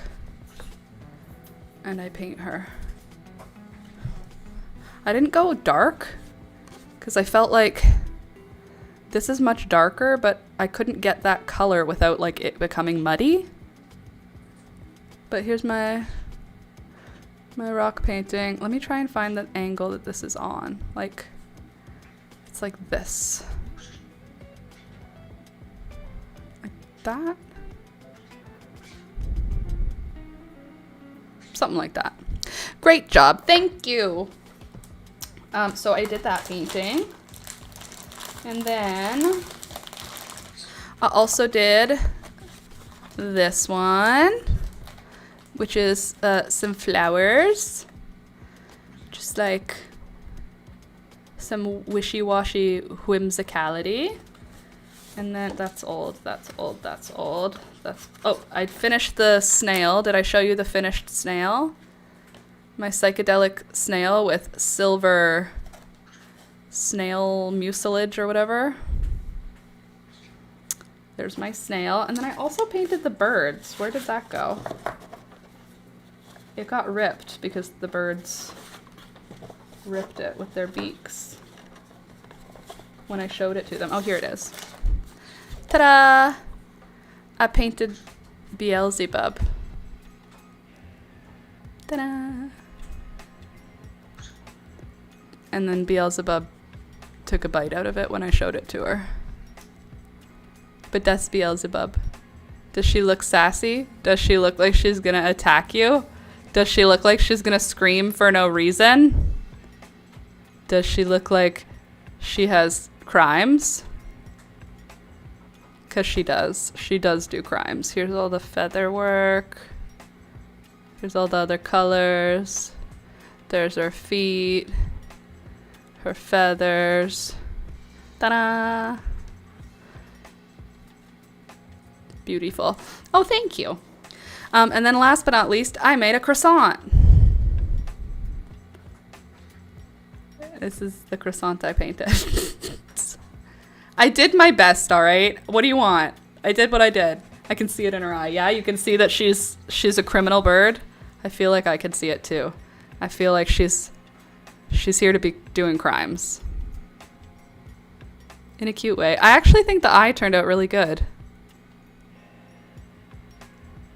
And the face in general. Got the shapes right. So there's a bird and a croissant and a snail and then the flowers. So I did catch up on some painting. Oh, and the rock, which I really do like. Yes, I wrote my name on all of them. Now I'm hungry. I'm hungry too. But I don't have any snacks right now. I said two. I didn't say a chew. I said hungry too. Not hungry a chew. Goofy bird. Silly, silly bird. I didn't say a chew. You goober. I'm hungry now though. What am I gonna eat? Excuse me. Let me get the old phone out of its container so that I can. What's up with you?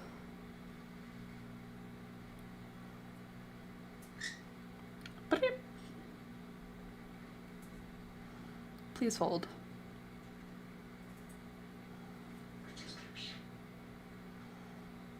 I'm hungry. You're so cute. There. Anywho, I think that's all the big updates that I wanted to show you. Oh, there's also something really cool that I did yesterday. So I think I told you that one of my ferns went to spore last year. One of my ostrich ferns. And I thought it was dying. I didn't realize it was like part of its life cycle to do that. I thought the stems were dead. So this spring, when they ripened or something, there have been like loose spores. And so I broke off one of the branches and I tapped the spores all through my garden in all of the shady areas to hopefully come with some new baby ferns. But then I watched a video on how to propagate ferns via spore. And it's like really easy. It's just super time consuming. So yesterday I tapped out the spores onto a piece of paper, and then I sterilized some soil by boiling water and then adding the boiling water to the soil, and then adding peroxide to that boiling water soil mixture, letting it sit, and then scooping the soil out and putting it into a little terrarium greenhouse type thing. And apparently it needs to have that happen so that nothing outcompetes it because of how long it takes to grow.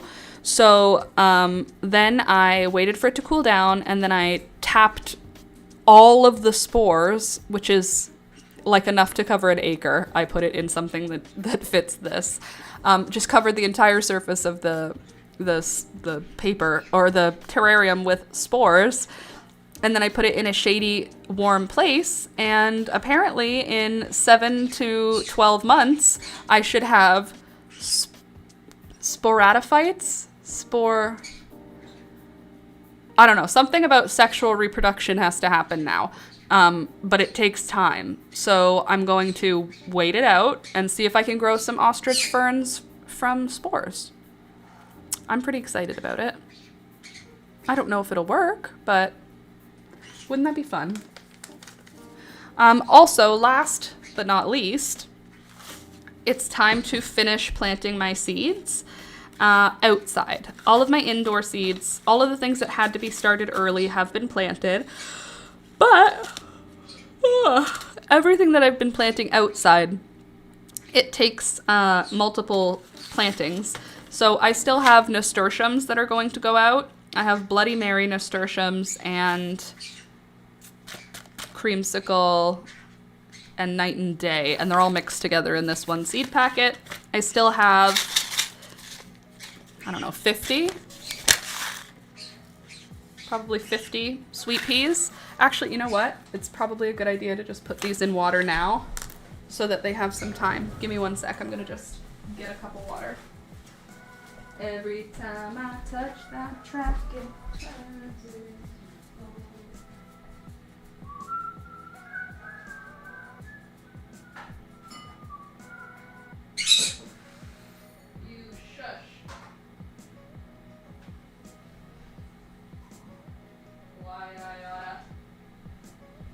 Why I oughta. Or in Alex's words, 1 iota. So I did an ostrich orgy, essentially. So here are my sweet peas. Some of them are floating. I'm not really concerned. I'm just gonna let them sit in here for 24 hours. Probably. Yeah, I'll probably put some outside tomorrow. Okay, and then that's marigolds. This is assorted. What is in assorted? Anything interesting? Then I have calendula, Julia's orange nasturtium, quaking grass, calendula. Anything else that can go in there? I could put some nasturtiums. California poppies, those just go straight outside. So I think what I'll do is I'll put a handful of nasturtiums in here as well. Give them a little bit of time to absorb some water. These can just live here for 24 hours and then I'll plant them tomorrow. Beautiful. And then I have my remaining seeds that just need to go directly into the garden. Oh, I need a snack. Excuse me. I need a snack. Anybody else want a snack? I'm gonna go to the kitchen and grab something. You want me to bring you back something? I'll be right back, okay? I'll leave the microphone on so that, oh geez Louise, sorry. I'll leave the mic on so you can hear my beautiful voice from the kitchen. I'll put these back under the light also because that's what they would prefer. My darlings.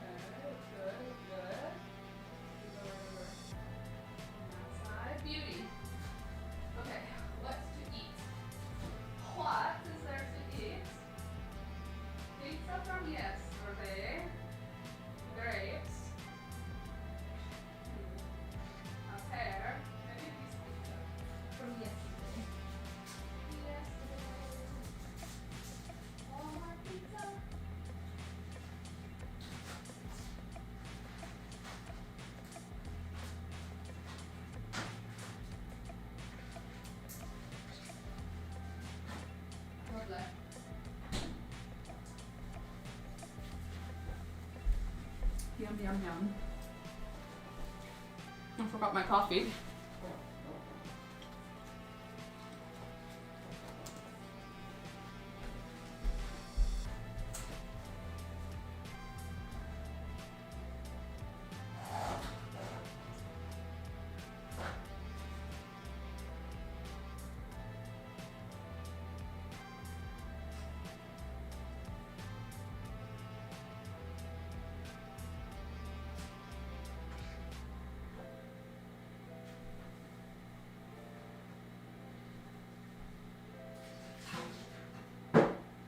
One more coffee. Maybe this one I'll be able to drink.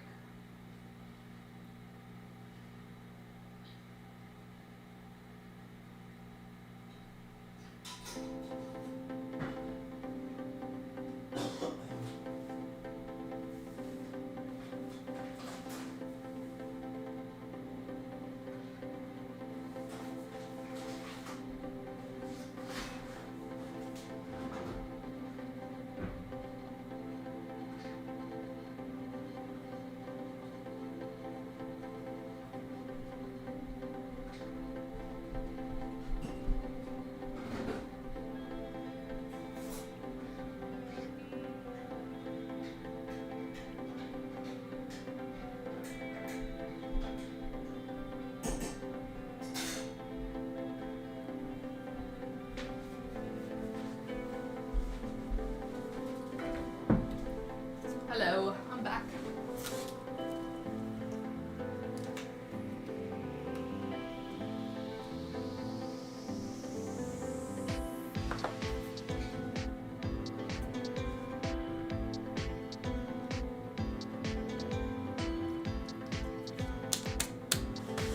All right.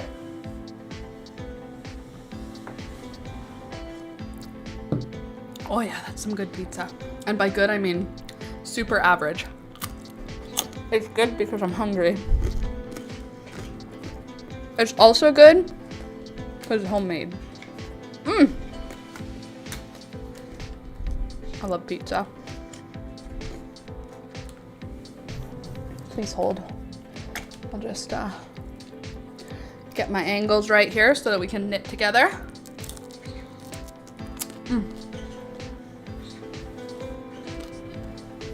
If you buy, one second. If you buy pizza, like frozen pizza, stop making your own pizza. Costs the same amount of money.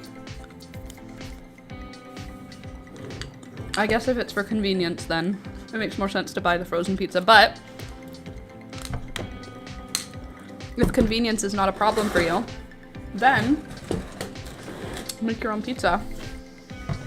We have pizza Wednesdays and fish Thursdays, but on Wednesday, I forgot to make pizza because I forgot to take the dough out, so we had to have Taco Wednesday, and then we had pizza Thursday, and now it's not going to be Fish Friday because it's ham. Today we're having ham. I bought a ham last weekend.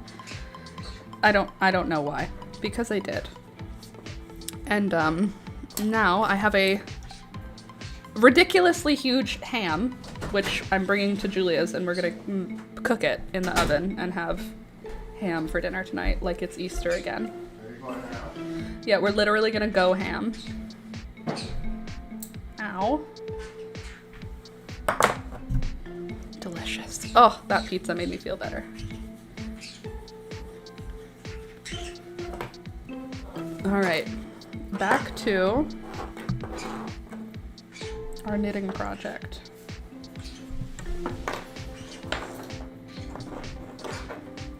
Actually, before I start knitting, I think I would like to drink my coffee, because if I start knitting, my coffee will, somehow it cools down at an astronomical rate if I'm doing something while I'm not drinking it. If I'm sitting here staring at it, it stays hot for a year. If I look away and start doing a project, it cools faster. I think that's my first sip of hot coffee this morning. It's my third cup of coffee, and this is the first time I've been able to drink it while it's hot, because the ADHD is wild. In case you guys were wondering, I've made it through 10 days with no cannabis, with no THC. I know you weren't wondering, but I have to talk about it or else it's harder. So it's still hard, but you know, it's easier than it was on day one. At least I feel like maybe it's at least a little bit easier than it was on day one. And that's good. Sorry, I just dropped a rock. Don't know where it was, but just heard it fall. This one's a good one. Look how flat it is. Candace, yay!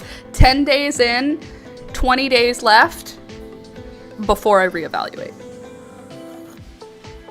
At the end of April, I will reevaluate and I do like a kind of like an exit interview with myself where I go, okay, have you thought about it every day for the last 30 days?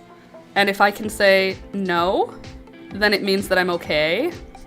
Oh wow, didn't know you indulged again. Yeah, Michelle, I go on and off. Like, I did for my 30th year, I didn't use it at all in that year. I said I don't want to use any drugs or alcohol for my 30th year. I just want to like go clear completely into my 30s.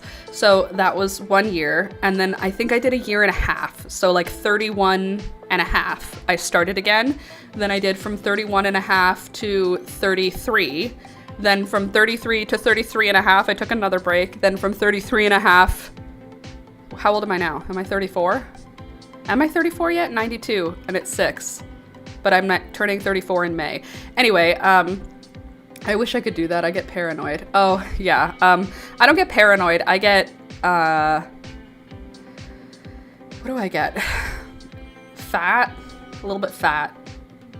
Maybe it's not just that, though, because that's also other things. I don't know. I feel like I don't like having a dependence on anything. And I also have a very addictive personality. So I have to take cold turkey breaks on anything that I'm obsessed with, because it's the only way for me to not do it. I don't have the ability to do, like, what's it called? You're supposed to enjoy in, you know the word, where I'm saying, like, you just do it sometimes. I don't have that ability. It's either I do it often or I won't do it at all. And right now I'm in I won't do it at all because I have an addictive personality. There is no managing, like, casual usage. So I don't get paranoid, but I'm also like a long-term cannabis user, so I don't have that anymore. However, every once in a while I go like, I've not been as productive as I've wanted to be in the last few months. So then I'll take a break just to like reset and make sure that it's not affecting me in a negative way. I'm cool with that. I can give up anything but chocolate.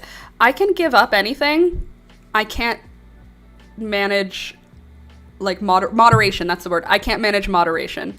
If there's chocolate in my house, I eat it till it's gone. If there's cannabis in my house, I will use it. I don't have that with alcohol, but I have I have a weird relationship with alcohol. I never have liked the flavors of alcohol, and I grew up in a home that was super strict about alcohol. Like, my parents, not with us, with themselves. My parents were like, my dad still will not even have a beer if he knows he's going to be driving that night. I'm not talking like he won't have a beer at 5 o'clock if he thinks he's going to have to pick up somebody at 9 o'clock. Even though that's not unsafe. 1 beer at dinner and then driving at 9 p.m., that's not unsafe. His blood alcohol level would be 0 by then. But the point is, my dad made it a very clear rule that we never broke. No one in our family, you don't get in the car with someone who's had 1 drink. If one of your friends who's DD decided to have 1 beer at the party, you call us. Like, that's what I grew up with.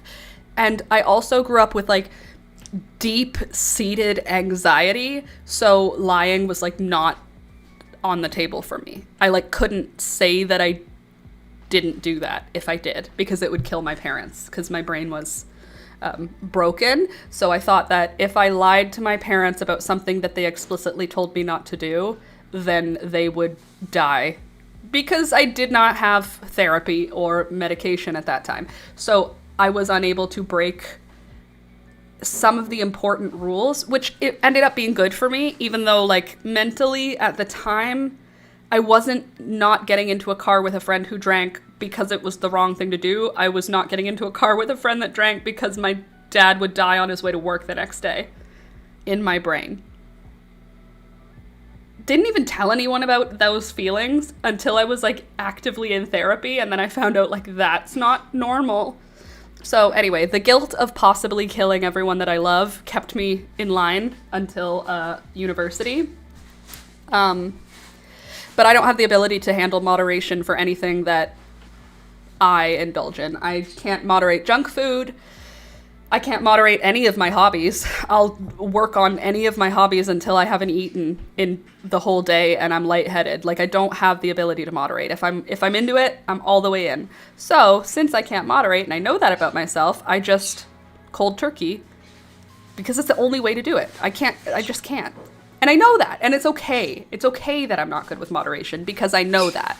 I also am so glad that I got out of my town when I did, because a lot of my friends that I spent time with in my young years got into things that I would have followed them into because they were my friends, and it would have ruined my life. So I'm glad that I never tried. What have I not tried? I haven't tried, like, cocaine. I haven't tried any of the pills. I've never taken a pill to enjoy the feelings of a pill.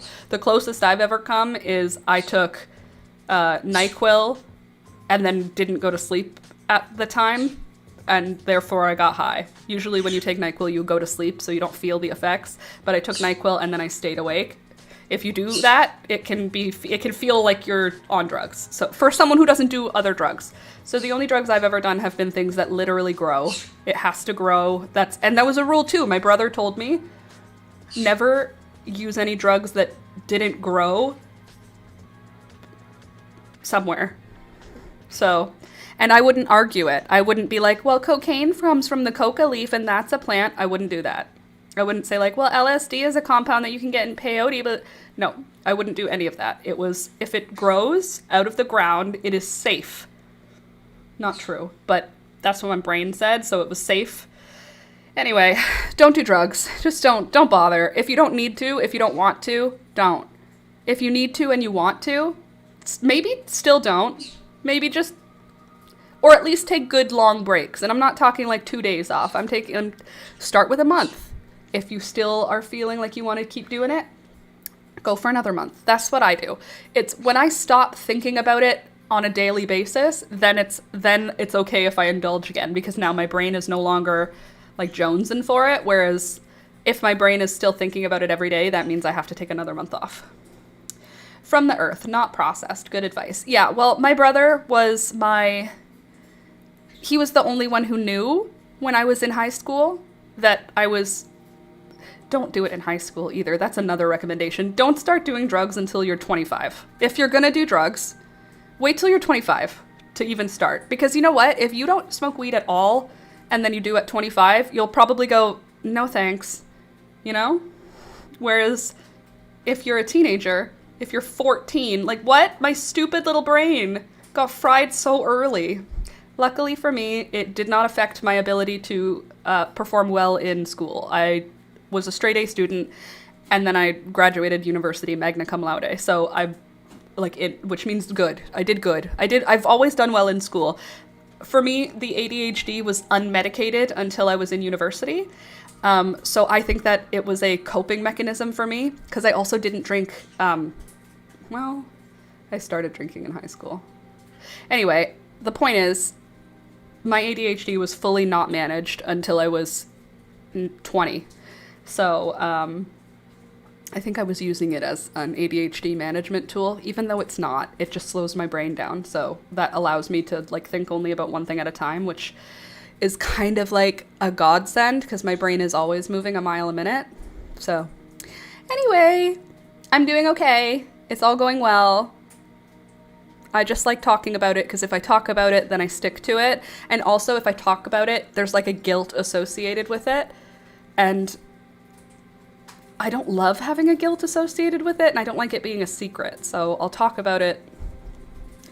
And I'm middle of the road totally. I love that for you, Michelle. You're just a middle of the road. Everything in moderation. That's not how I can live. Which makes me really happy that I don't like alcohol, because pretty sure I would go down that rabbit hole of life ruining, and I'm really glad I never tried any hard drugs, because I don't know, but can't say that it would be easy for me to say no to them when I was stupid and young. You know what I mean? Like, now I have no interest in trying any of the pills because I'm in my mid-30s. It's just not interesting anymore. But like when I was a teenager, if someone had offered them to me, I totally would have. But I didn't. So just stoner coated, not anything else. At least my liver's healthy. I don't drink, so that's good. Congratulations. Thank you, Michelle. Anyway, that's me bragging 10 days in.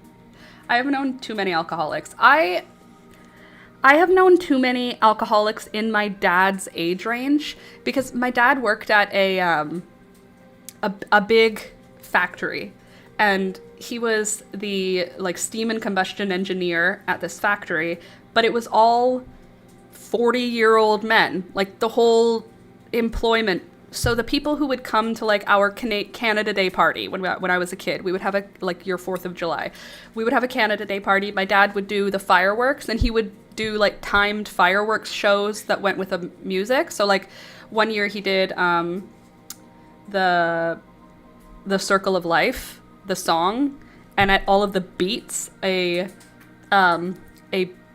firework would go off. So it'd be like Sagwenya Babaritsaba, boom, firework, boom, bah. Like he like, my dad was a very big nerd who obviously had a little bit of a pyrotechnic thing to him. And I think also he was very, very aware what alcohol could do to a family. So, and my mom never drank.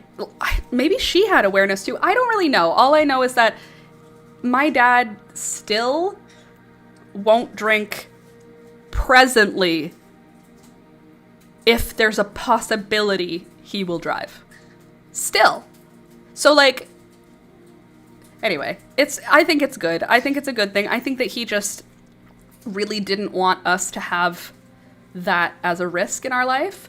He definitely liked pyro stuff, so he would do that at the party. But what I was trying to say was, at that Canada Day party, lots of co-workers would... Alcohol was like a very easy... It's like alcohol and cigarettes. That was just what everybody their age did. Smoking and drinking.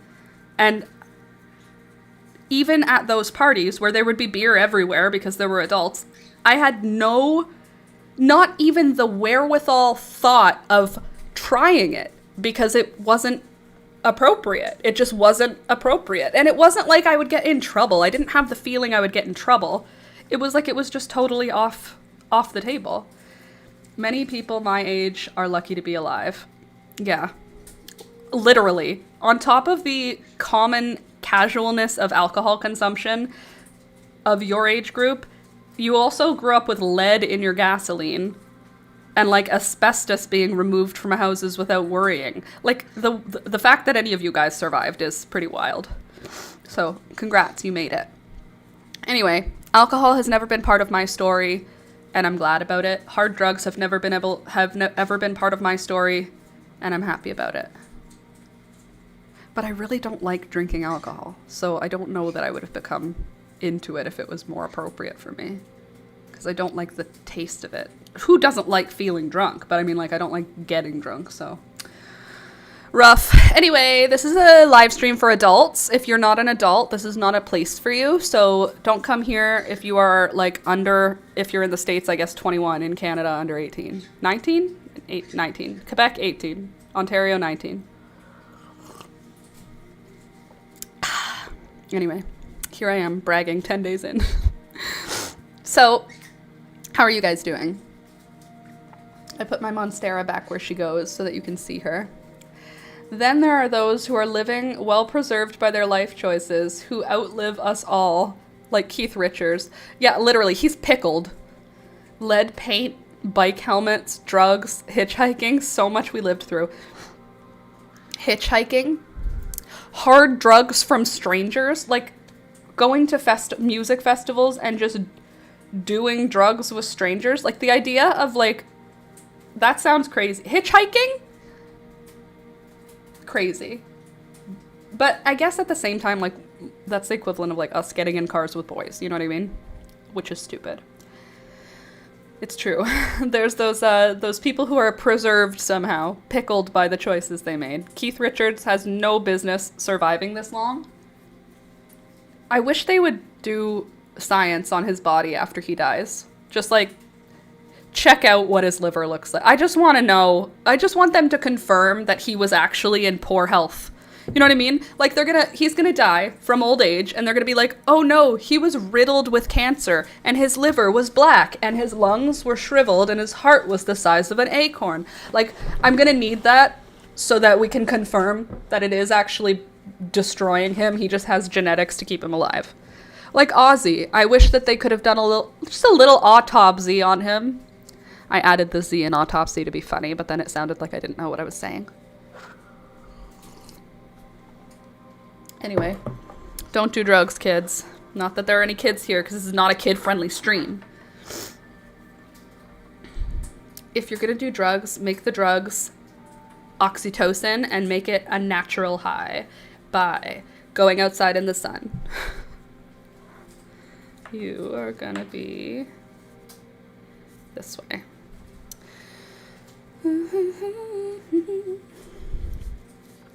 Thank you for coming to my TED Talk. I know, very interesting. I know this is what you come here for. Deep conversations about regular life. It's what we do here. I have to figure out how to do the neckline on this vest, but I'm not looking forward to it.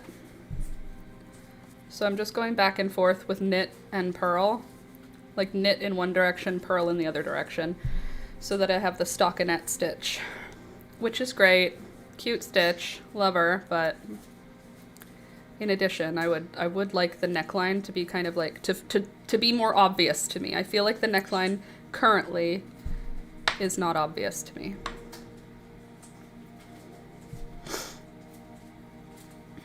Anywho, I've been painting. I've not been doing any YouTube video work. I don't know why. It's been hard for me. I've just been having a hard time settling into my normal work. And because I am also doing other stuff, I've not been so hard on myself about it. Let's see. After the stream, I have an appointment at the Vampire grocery store. Not sure how many tubes it will be today. The Vampire grocery store. I had my vampire grocery visit 2 weekends ago. Guess what? Nothing weird. Everything showed up normal. Well, I have to take my car for an oil change. See you next week. Enjoy. Sounds good, Michelle. Have a good rest of your day and enjoy your weekend. And don't let the car people make you pay more than you're supposed to. And there's that. Oh, the Vampire grocery store. They're gonna take one extra bag, Candace. Oh, we just need to take 5 vials and 1 1-liter bag.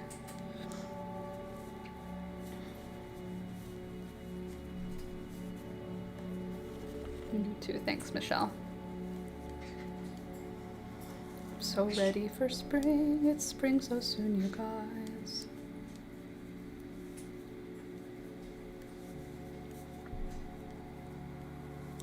I don't know how I'm going to even out this because it's got an odd number. So I don't know how I'm going to do the neckline.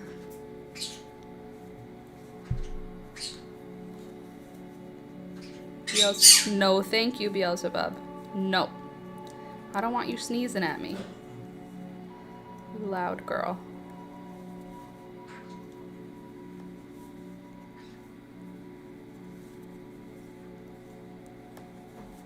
There we go. I don't want to come here. You come here if you want to. Also, my birds are Twitter-pated, which is Disney for doing it. They've been doing it for the last couple of days, and they have nowhere to put an egg. They have no nest. It's not gonna happen. However, they keep trying, and I have to keep being like, guys, relax. It's not happening. So that's a new fun thing we're dealing with, is birds that are Twitter pated. If you ever get birds and they're of opposite sexes and they're heterosexual birds, then they will get Twitter pated in the spring, and it will be annoying.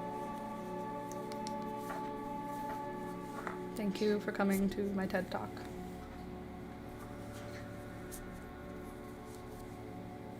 There we go.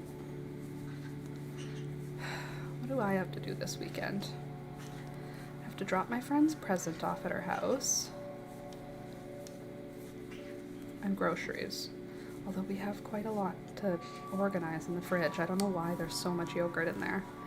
Ooh, Fort Erie has their post up. The trees, they are doing white spruce, redbud, sugar maple, or tulip. Wonder what my city will do. Well, my city has all of those, and then chokecherry and witch hazel. I wish they had elderberry. I would like to get an elderberry tree. Elderberry bush? Are they a tree? I feel like they can be a tree, but they can also kind of be a shrubby tree.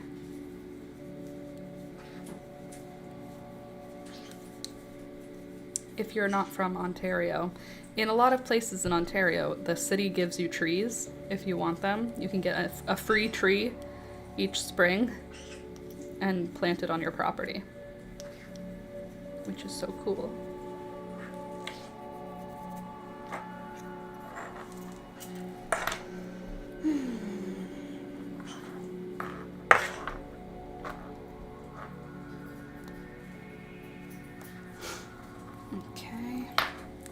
I wonder if there are any other exchanges going on in my area, like for plants. If anyone's doing like a plant swap. Probably. Because I'm going to have way more seedlings than I need.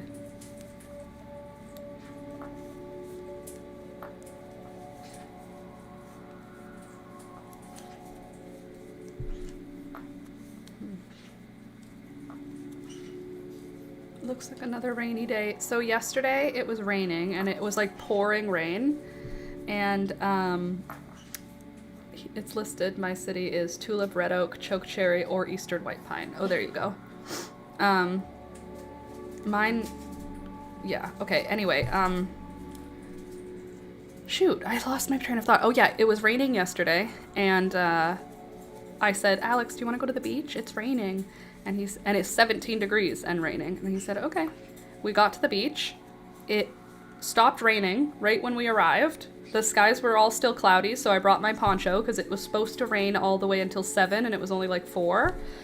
The skies cleared, blue sky, hot sun, not a when we left the beach, there were no clouds in the whole sky. And when we arrived at the beach, the whole sky was gray. It was very rude.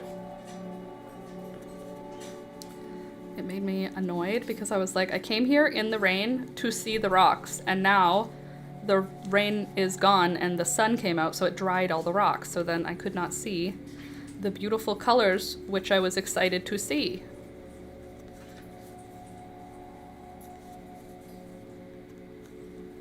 Oh well. Lordy, lordy. Do you do any swaps? Do you go to any plant swaps? I wonder. I'm sure there are. Don't you talk to me like that, Beelzebub. That's rude. Don't you say hey like that. That's not polite, Beelzebub.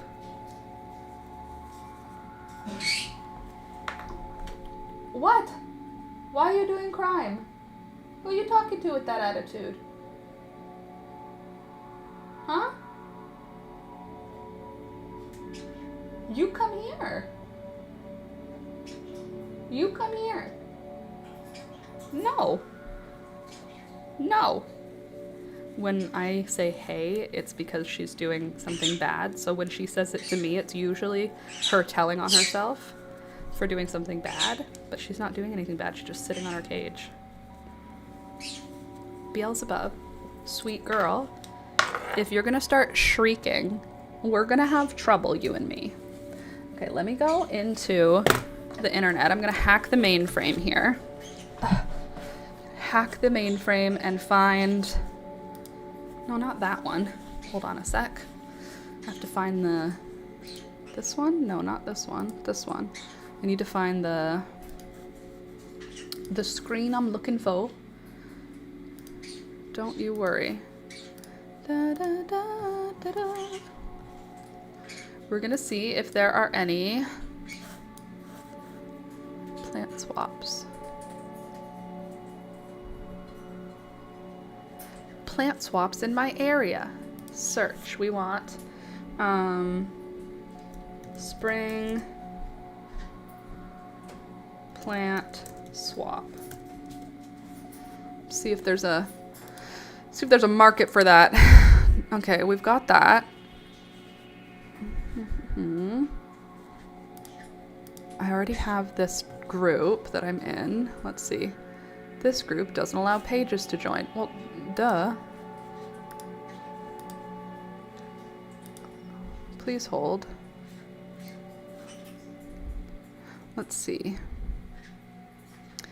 Let's see. We have no selling. Good. I don't want selling.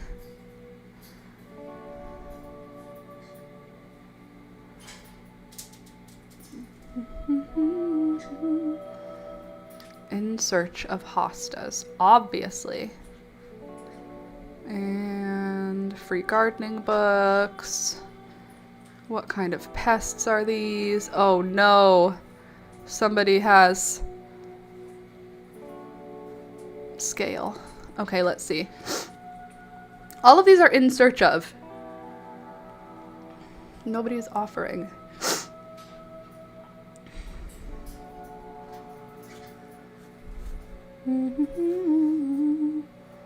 Can I purchase either of these? Obviously. Good afternoon. Does anyone know the name of this little blue fellow? Good. Snake plant.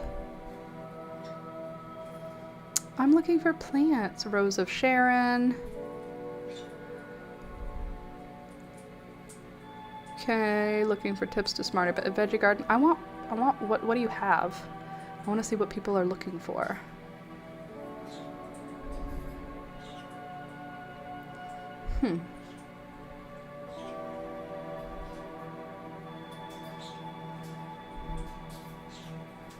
I don't see anything nice.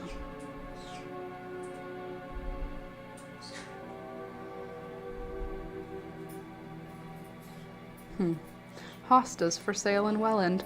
The rule of hostas, I don't know who told me this, but there's a rule. There's a rule of hostas. If you have to buy a hosta, you don't have enough friends. That's the rule, because hostas are everywhere, and they are also very, use your words, Laura. They're everywhere and they divide easily. So there's that.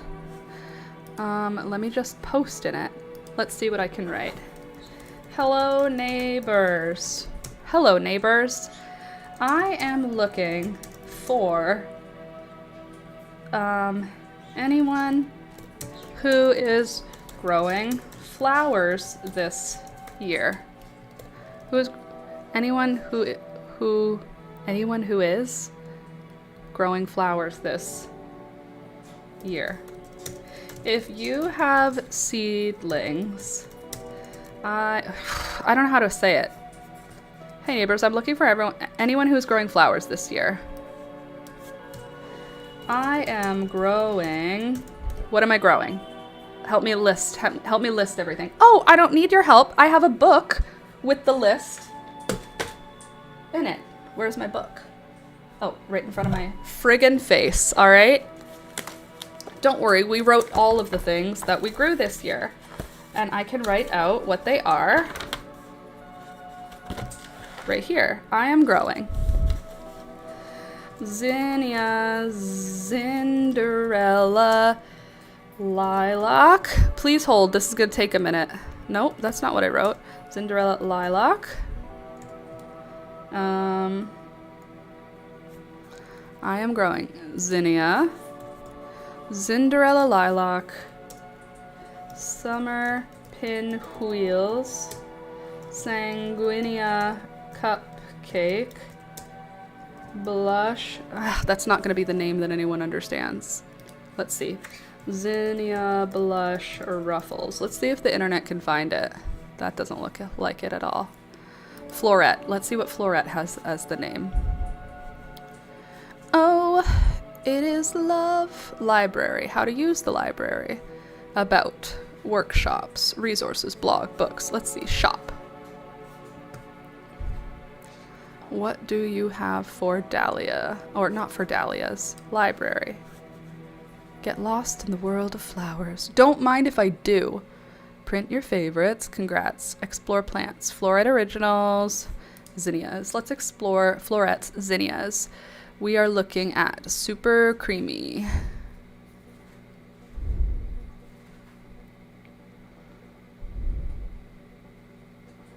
Just hold, everybody. I'm gonna find what I'm looking for, and then we can write this post, and we can all get all of the flowers we're looking for. Okay. Don't worry, we're there. Blush. I'm gonna leave that one out. Polar bear. Golden Pumula.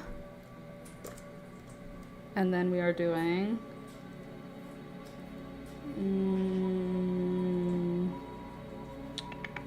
Chantilly Snap Dragons.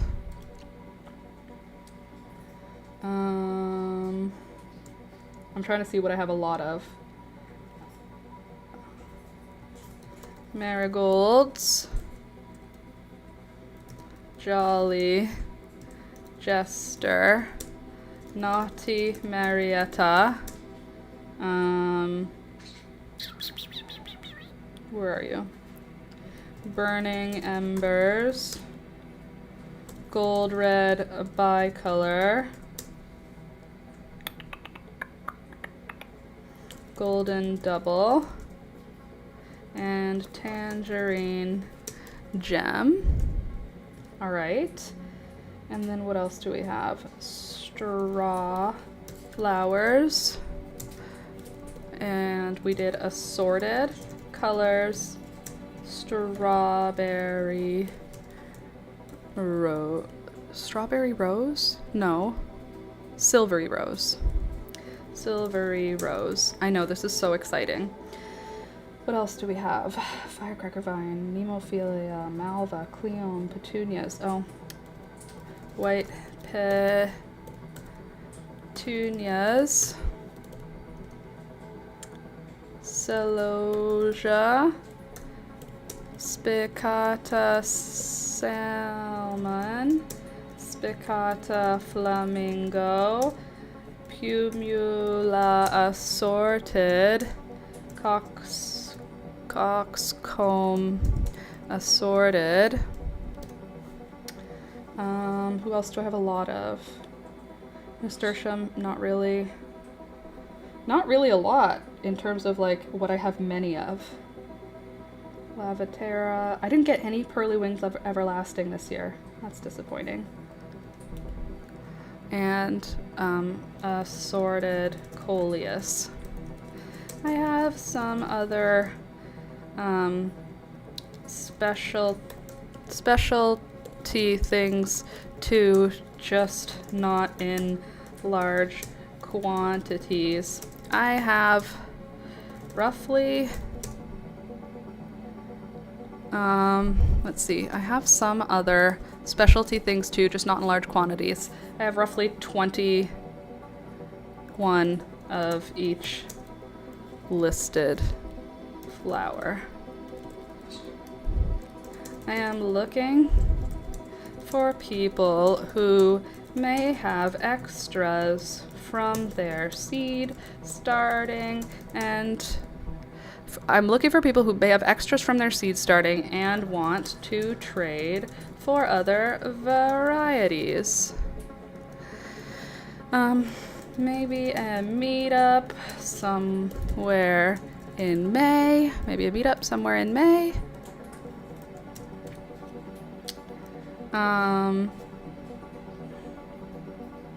Do I have any perennials I'm looking for right now? I am looking for... What flowers am I looking for? I'm looking for anything pink. Small dahlias. Fancy... What did I just say? Hostas.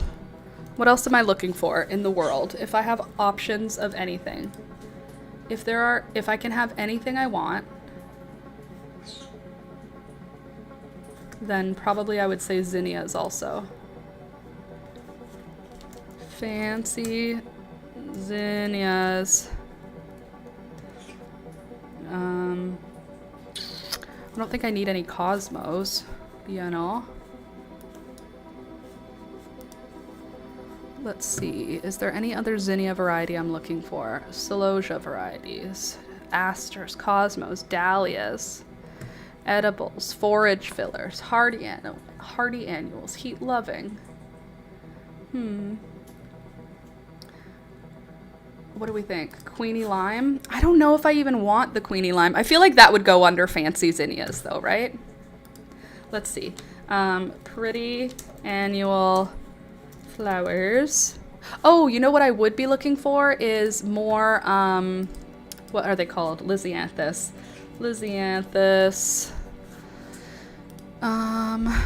Pretty annual flowers. Let's see what we could do in that. Cosmos, not interested, I don't think, in anything else. Amaranths. Dahlias. Snapdragons. I don't think... I do think I would be interested in also echinacea, or what's the other one I like? Echinacea and...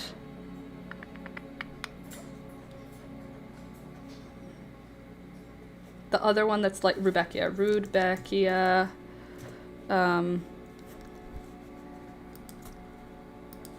Interesting Rudbeckia. Interesting echinacea. Any Lisianthus. Do I want any other kinds of bulbs? Not really. I don't think I want like gladiolus. I have enough of those. I'm looking for anything pink. Small dahlias, fancy hostas, fancy zinnias, any Lisianthus. Oh, elderberry. Elderberry. What would that be called? Cuttings? Elderberry? And what's the other one? Witch hazel. Any small tree that can live in a large pot. Anything else that you can think of that would be really, really exciting? I mean, I guess, oh, gomphrenias. I want more gomphrenias. Gomphrena. And should I say Nicotiana? Nicotiana? Nicotinia? I'm so sorry. It's just what happens. Begonias. Do I want any begonias? I mean, I wouldn't hate begonias. Okay, I think that's good. Any weird or unique or what would that be called when they're like long handed down? Like, or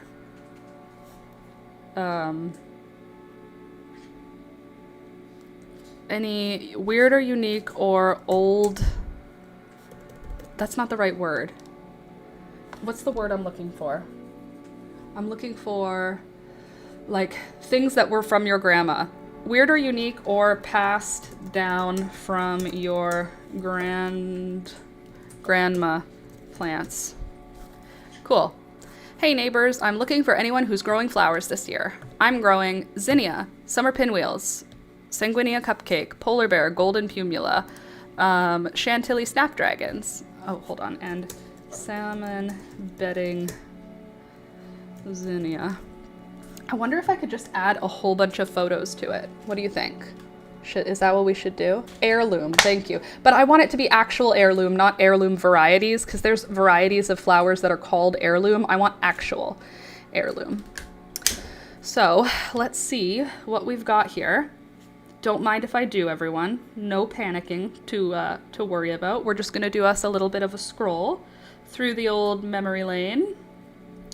Oh, let's do months, because then we can go back further in time. So look at our garden. Not May. Probably not Hermione. Yor. Okay, we've got these. No, I don't want all of that. I want this. We've got those. Good. What else do I have that I am telling people I have? Lots of things. There's another one of my coleuses. From the first time I set my eyes upon yours. Should I say blackberries? Am I interested in having some blackberries? I guess not really. Not yet. Not me. Not Hermione. We've almost had Toby a year, guys, just in case you were wondering. Our dog Toby, we've had him for nearly a year. I don't know how that happened, but now he's just fully part of our family now. In case you didn't know. 1 year later.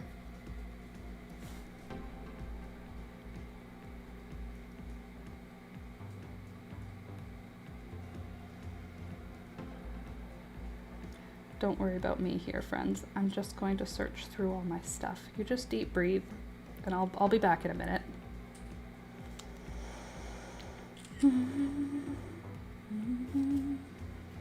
Okay. I'm just taking screenshots of my own garden to post on the internet. You know, as one does. My doggy's dreaming.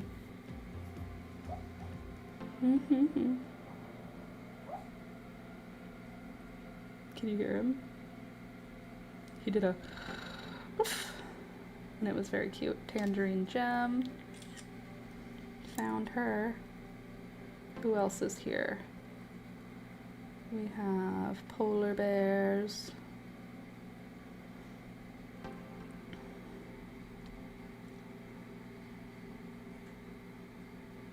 Oh, you know what I could say? I'm looking for anything pink. I'm looking for Apricotta Cosmos. None of mine germinated. Sad face. Okay. Okay, let's see if there's anything else here. Oh, Toby, he's so cute. Sorry, I took pictures of him and I can't stop now. I could do some of my, what did I just call it? Salvia, hummingbird salvia. Couldn't I? I wonder how many pictures it will let me add. Oh, I can also share yarrow this year. I have lots of yarrow.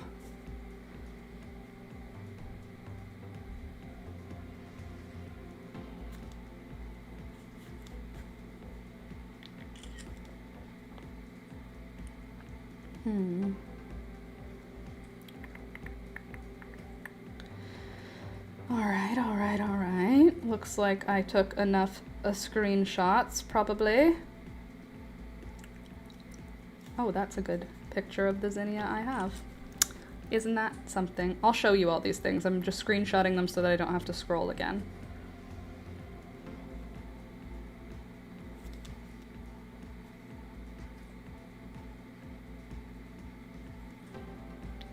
Beautiful. I'm glad you are here. I'm sorry that I'm just so interesting right now with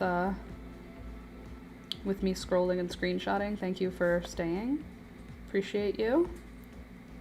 Just almost done.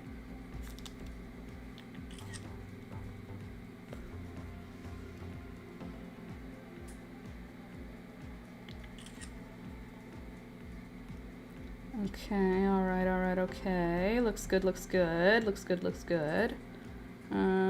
Silvery Rose, that's you. Love her. I didn't take any pictures of my marigolds. That's so rude. Like, who do I think I am? Just coming out here, not even having pictures of the marigolds that I'm growing. It's not very nice, is it? There's white petunias, though. Could you just clear up, though? That'd be great. Download. Okay. How many firecracker vines do I have, and how many firecracker vines do I need? The questions are just not even answerable. Because I don't know. Oh, that's a better picture of her. Cool. Oh, I'm so excited to grow the golden zinnia this year. This one zinnia that I'm growing is like literally the perfect color gold. And if it works, we're gonna be in a very good mood. If it doesn't work, there's not so much I can do. Oh. Sorry, I just caught a pic of Rohan.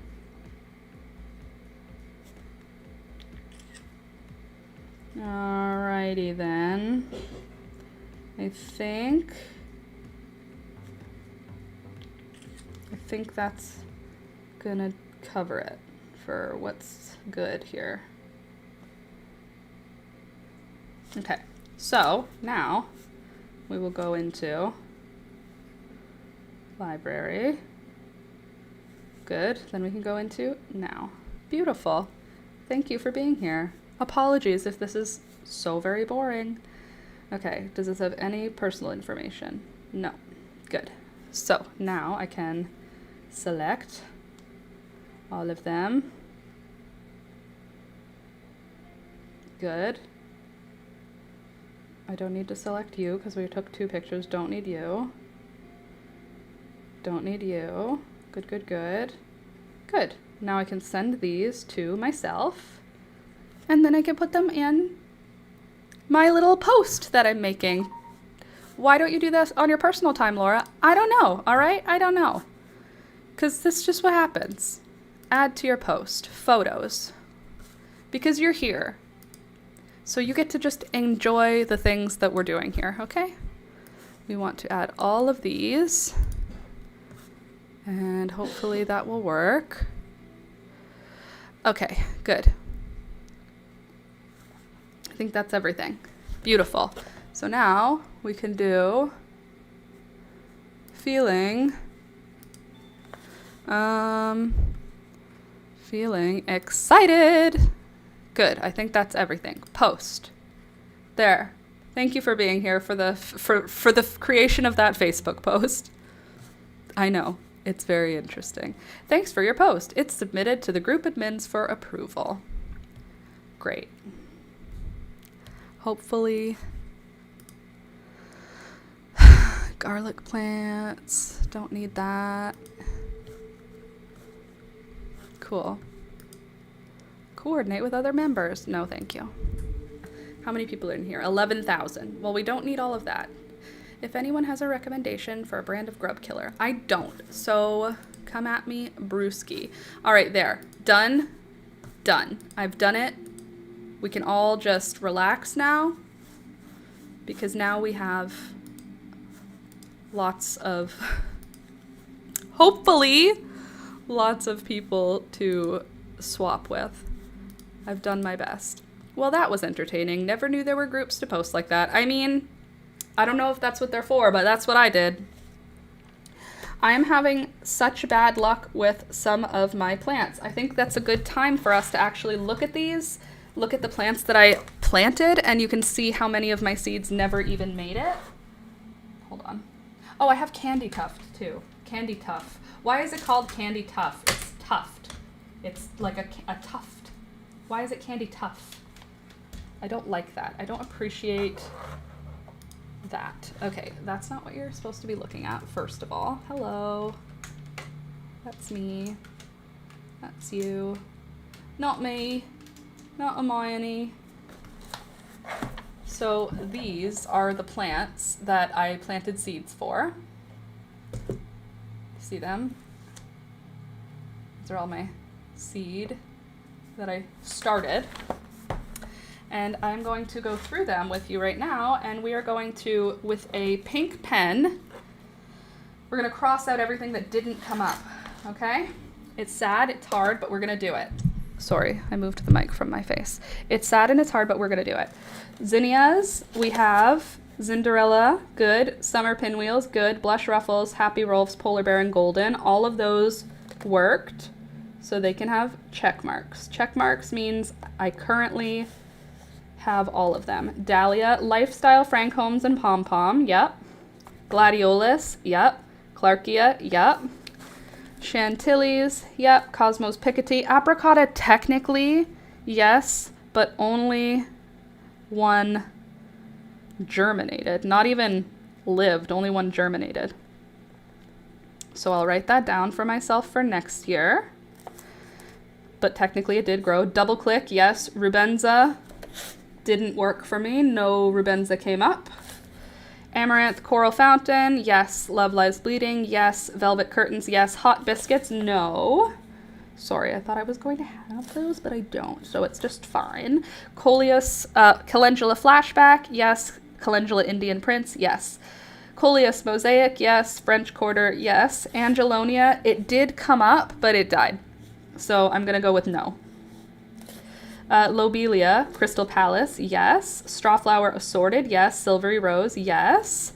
Rainbow Popcorn, yes, but then it died, but I'm going to replant it, and I give it a yes. Sweet Alyssum, tons. Status, yes. Impatience, they all died. All of my... Oh, wait. Yeah, all of them died. Nemophilia, yes. Firecracker Vine, yes. Sweet Peas, yes. Baby's Breath, yes. Malva Assorted, yes. Cleome Purple and Pink, no, but. So soon, yes, but I'm not going to cross it out or put anything. Petunia White, 1,000,000. Jerusalem Artichoke, 0. Geraniums, absolutely. Marigold Jolly Jester, Tangerine Gem, 0 of the Strawberry Blonde survived. Burning Embers, Naughty Marietta, Golden Double, and Gold Red Bicolor worked. Lavaterra, Twins Hot Pink, yes. Silver Cup, yes. Celosia Spicata Flamingo, Salmon, Coxcomb, and Mystery, all yes. Cypress Vine, Maiden's Feather. I've been calling it Maiden's Hair Feather Vine. Cypress Vine, Maiden's Feather, yes. Pearly Winged Everlasting, 0%. Nasturtiums, Day and Night, Bloody Mary, Creamsicle, Cherry Rose, Baby Rose. I did not put in any Alaska mix because I don't want to risk having orange flowers. Poppies, they're all coming up right now. Scabiosa, Salmon Rose, yes, but not great germination. Not great puny plants because they don't look great. Grandmother's Macedonian, Scabiosa, and Mystery Variety, I don't think so. Salvia Blue, I have 1. Only 1. Hummingbird Pink Salvia, yes. Bee Heaven Salvia, yes. Gomphrena, I have a 1. Only 1, but technically yes. Gomphrena Mystery Variety. I would count that as the mystery variety, but whatever. Hollyhock Purple, yes. Echinacea Red, I think no. I think none of them. Oh, wait, that's what's outside. Why don't we check on that? Lemon Basil, yes. Candy Tuft, yes. Chamomile, I did that outside, but I'm calling that a yes. So out of 80, right? 80? Yes, 80, 79, 78, 77, 76, 75, 74, 73, 72, 71, 70, 69. Yeah. 69, 69, 420. 69 varieties from what I wrote before are currently working out just fine for us. I'll be right back. I'm going to go grab the outside cold starts. I think that it's red echinacea. We'll have to see.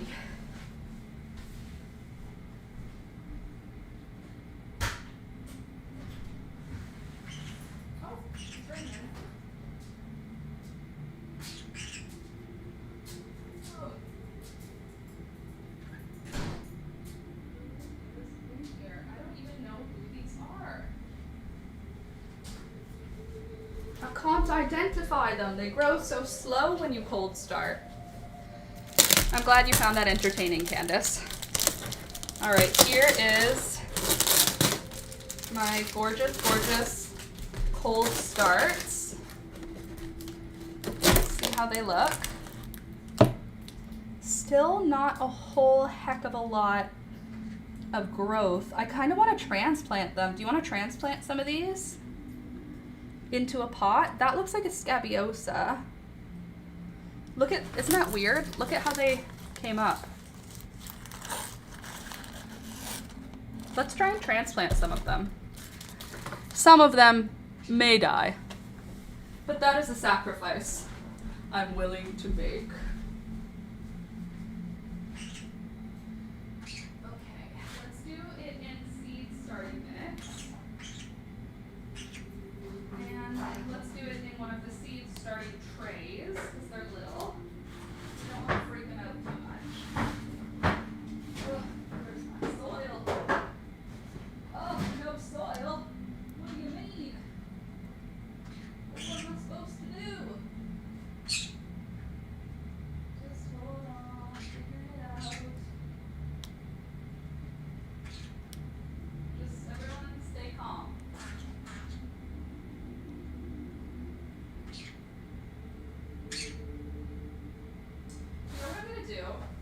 I'm gonna just risk it for the biscuit here. I'm gonna just double plant. It's like double parking, except for you do it with plants, okay? We're gonna double park with our plants right now. It's gonna be fine. They is just babies and have worked so hard to get so big this far. These were planted in January, so I know they've worked hard to get this far, but like, they are my oldest plants.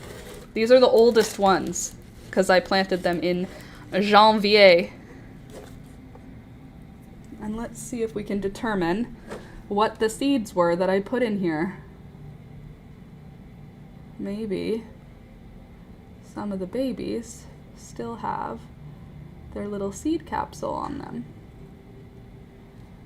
And then I can see who they are. Who are you, darling?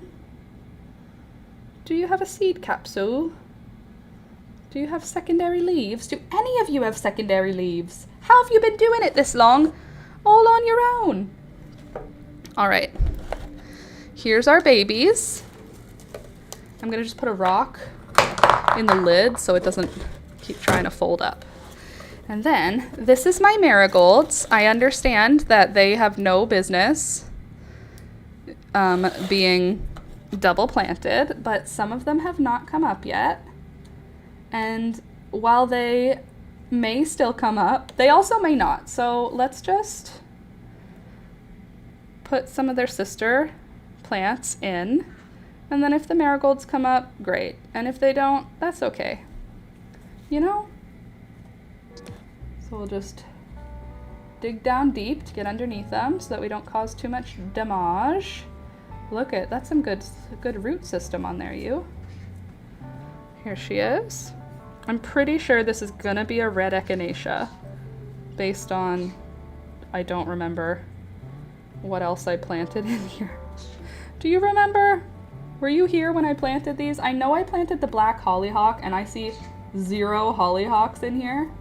And this whole half is just dead. There's just nothing on this half of the container. So I don't know what happened here, but the hollyhocks didn't make it. And I don't remember who this was, but it was obviously someone I had a lot of seeds for. But I don't recall. Maybe I can find in this pile. There's gotta be at least 1 or 2 of the seed capsules, you know?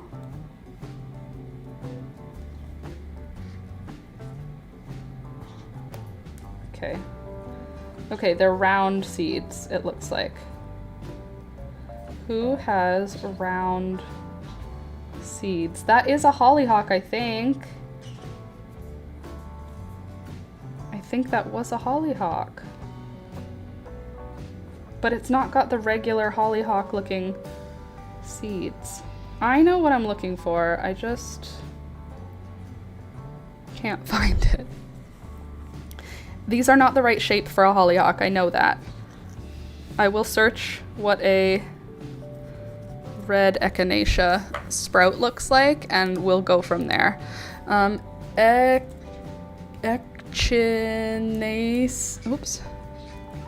Echinacea seedling. Typing with one finger with my non-dominant hand always makes me feel so stupid. Okay, let's see. Echinacea seedling. You don't look like an echinacea seedling, girlfriend. What are you? You're not an echinacea. What else could you be? Who else would we have sown in the winter? Who else wants winter sowing to happen? That I have a lot of. I don't know. I genuinely don't know what you could be. I do see an echinacea seed here, but it's not sprouted. So that's not great. And I only see this one variety of plant. I don't see any, like, variation of seed. Do you have any recollection of what I planted in here? Maybe we have a live stream that I talk about it. I'll have to go back and look. Hey. What? Imagine. No, they're not weeds. They're obviously not a weed. I planted them. Look at how many there are in one spot, right? Confirm. Okay, I am gonna thin this whole middle section out so these babies have a little bit of room to just sort of spread. Spread out a little more in the soil. These ones will probably die. All right. Why can't I tell who you are? Usually I know this stuff, but they're so young that they're hard to tell right now. But I know it would have been something that said it likes a cold start, right? I'm not gonna just throw anything into a cold start. So much for 85% germination marigolds. I have 3 that have come up. That's dead. Oh wait, I already have all of these. Okay. And they're obviously a small seed because there's so many of them close together. Beelzebub, you can't have them. I have not invited you. Okay, they're kind of fuzzy. The leaves are kind of fuzzy. And they're coming out 2 at a time. Does that help? Doesn't help me. Beelzebub. No. Knock it off. I don't want to hear all that yelling. It's so rude.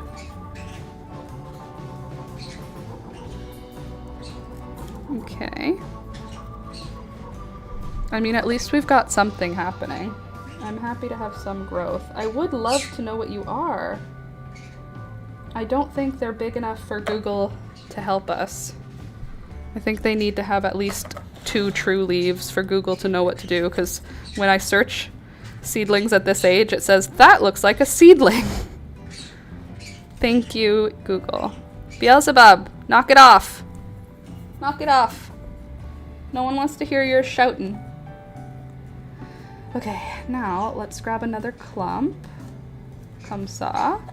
And then I could just move this clump over here, pat her down, give them some room to spread. And then I'll just come in like this, grab another clump, move that clump over here so that they have some room to spread. And that should help everybody get bigger faster. No germination of the marigolds on this one either, so there's room for you, little perennial. I would assume it's a perennial anyway. It wouldn't be a Cosmo or a, well, I also know it doesn't look like a Cosmo, but what else could it be? I see all of these seeds here, but I don't think these are seed casings. I think these are seeds that rotted. So I really don't think it's the echinacea. Who else likes to start in the cold that I would have gone, this is a good idea? I don't remember. How about you? Are you germinating? Not yet. Get in there, little marigold. You work on germinating. Maybe having your sister in there with you will help. All right, well, at least we've got some of them into a new world here. Who would I have cold started? Let me just stare at them for a sec and see if I can, you know, really like, maybe my brain will think harder.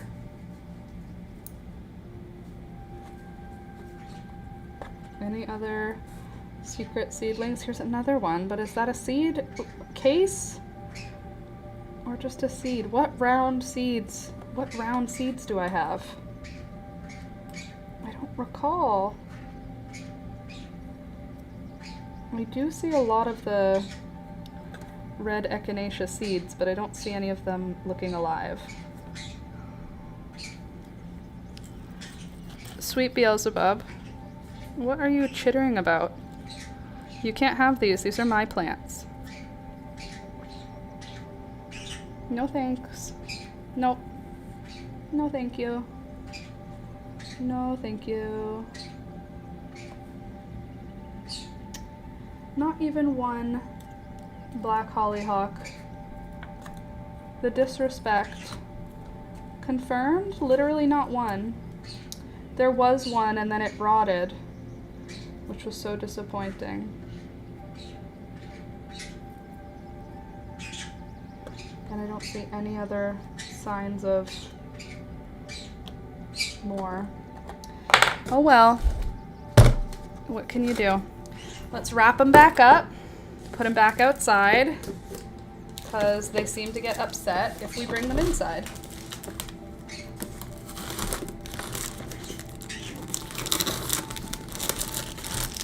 Also, since I started them outside, it makes me think that it's a perennial, because most of my annuals, I just start them indoors. So if I started it outside, it makes me think it would be a perennial.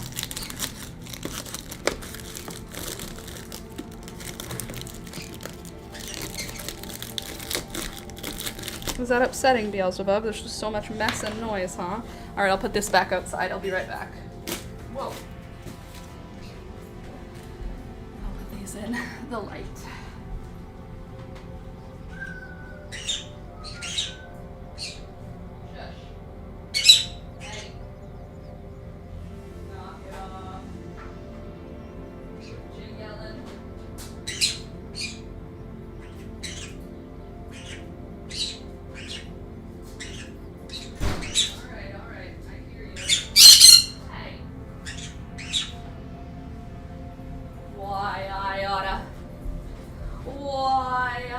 You want a rock, baby girl? I got lots of rocks.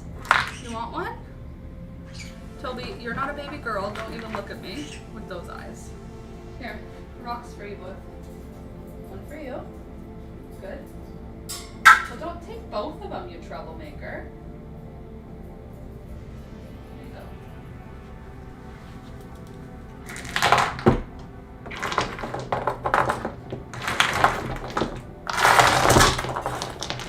Nice.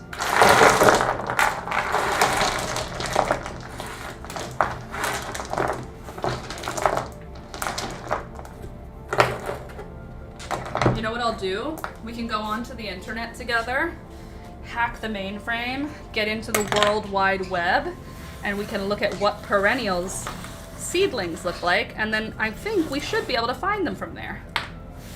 Because it's either an annual that likes to start cold. Oh, I could just search what likes to start cold. Because it's gonna be one of those, you know? Let's search. Let's hack the mainframe together, okay? Keyboard. Beelzebub. Beelzebub.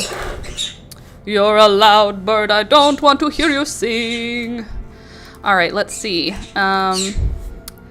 Cold start loving flowers. It's only gonna be flowers. No, not heat. Cold start loving flowers. Best cold hardy flowers to seed start. That's not really what I said, but thank you. Anemone. It's not an anemone. It's not a... Ooh! I don't think it's a Bells of Ireland.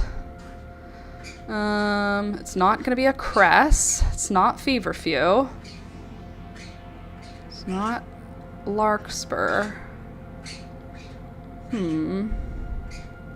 Not poppies. Not Queen Anne's lace. Not ranunculus.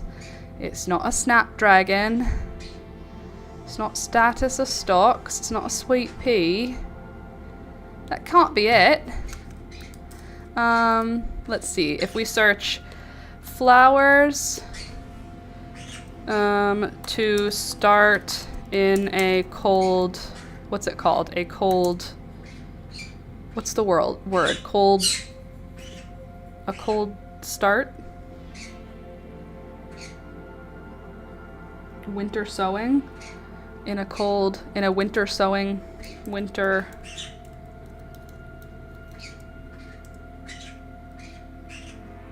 I don't know what the word is.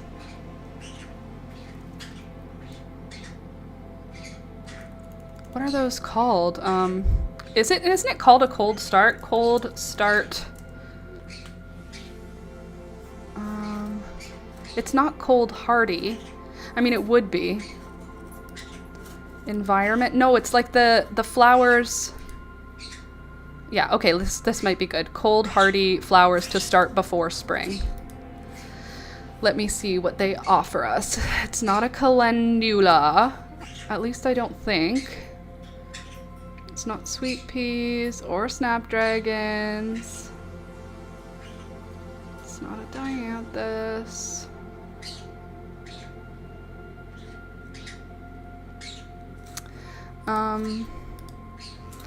Yeah, cold start. Okay. Cold start flowers. Let's see.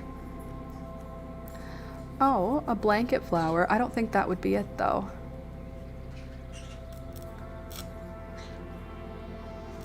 Is 2-week stratification. What ones need flowers? Spring flowers. Winter sowing. How to start seeds outdoors. 37 seeds that require cold saturation. Easy flowers to start from seed in winter using what? Using winter sowing and indoor seed starting. Okay, well that's not helpful. Can you relax, please? I'm thinking. Okay, I don't think it's the... What do Bells of Ireland seeds looks like? Bells of Ireland seedling. Okay, so it's not that.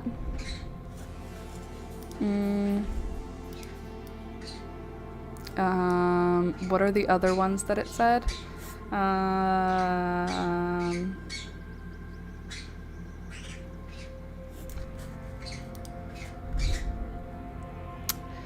Oh, my sweet, sweet baby birds. I'm not growing arnica. I'm not growing, ooh. No, I'm not growing artichoke or balloon flower. I don't think it's a Rudbeckia. Let's see. Rudbeckia seedling.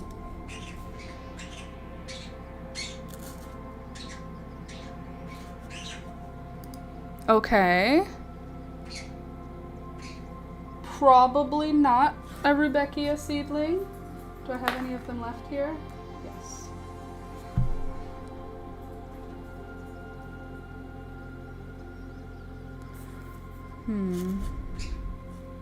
They're just so small, it's hard to tell.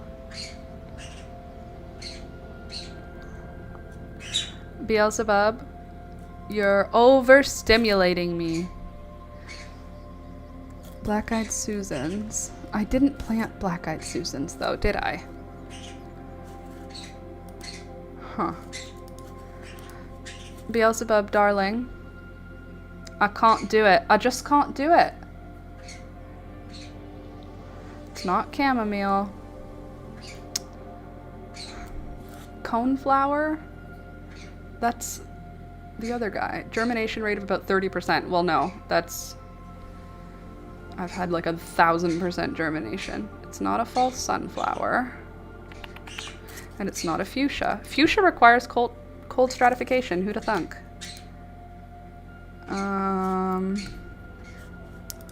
Let's see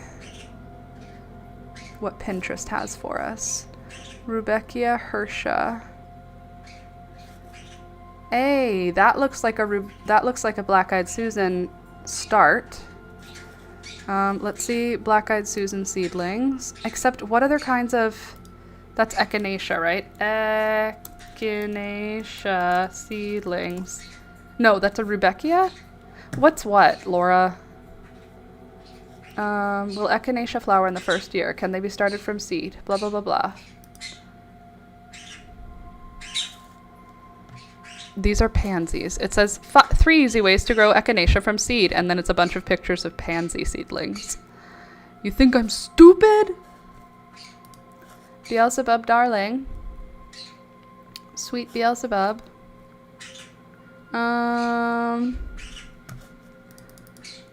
Cold start jugs? What are those called? Winter sowing in milk jugs. Okay. Winter sowing flowers.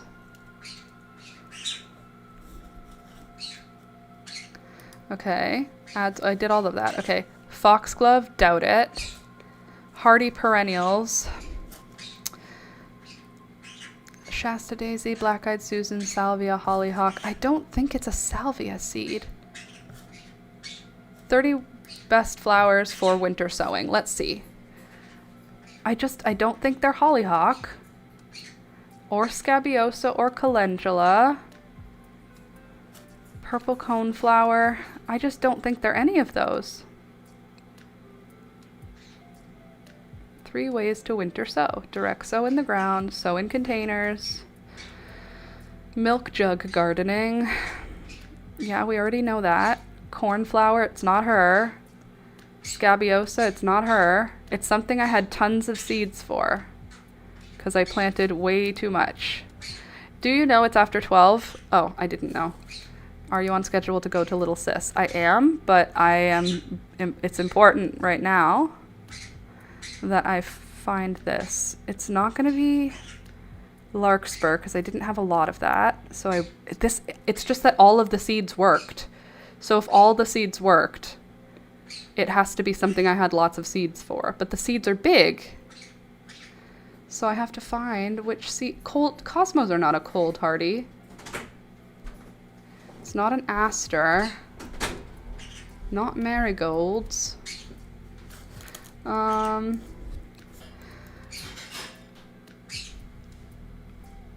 Let me think. Black hollyhock seeds. Let's see what those look like. Show me a picture of the seeds. Okay, that's not the right seed. Wouldn't that have been beautiful though?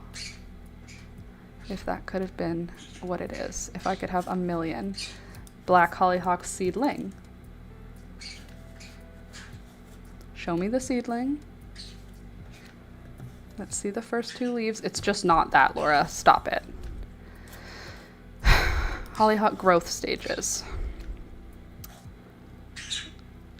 Ma'am, I'm busy.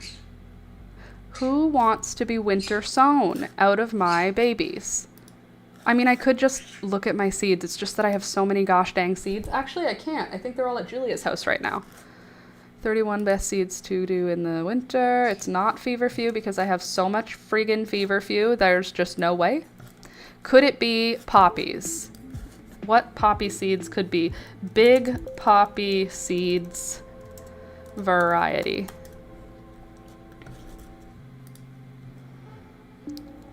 If it's anything. You know what I mean?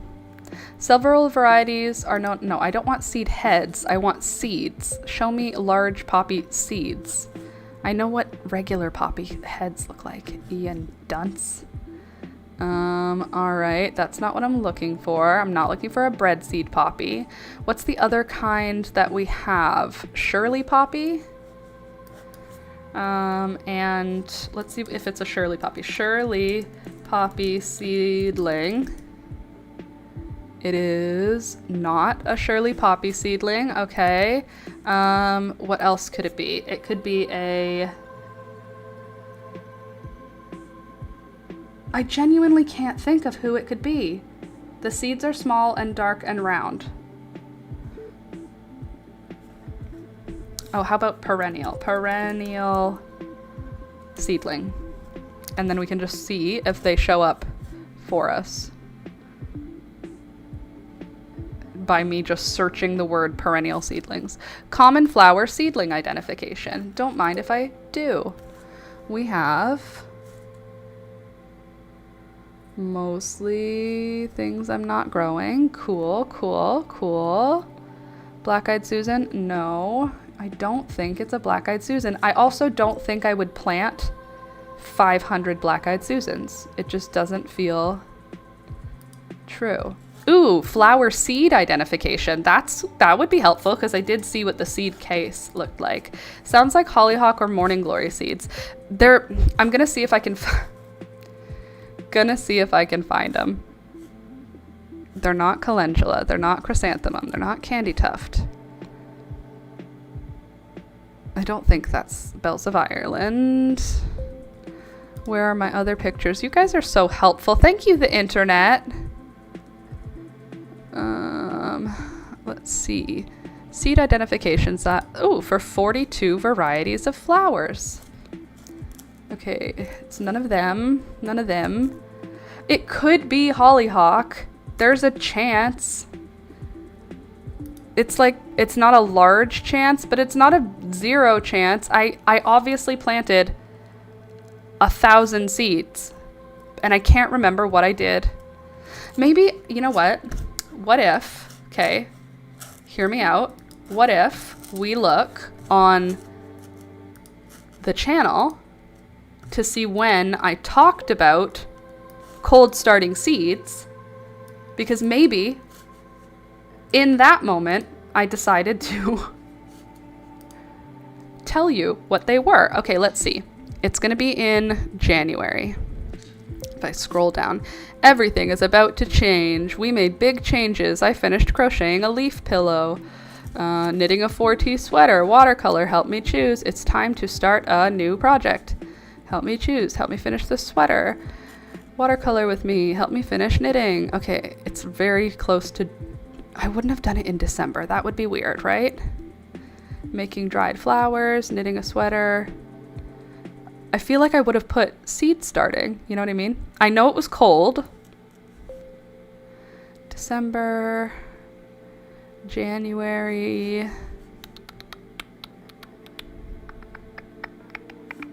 Watercolor with me, help me finish the sweater. My stomach is growling. When did I do it? That's so annoying. Did I take photos on my phone? That's another question that might help us. Probably I did not. Those ones were surface sewn. Okay, let me think again. Cold start perennials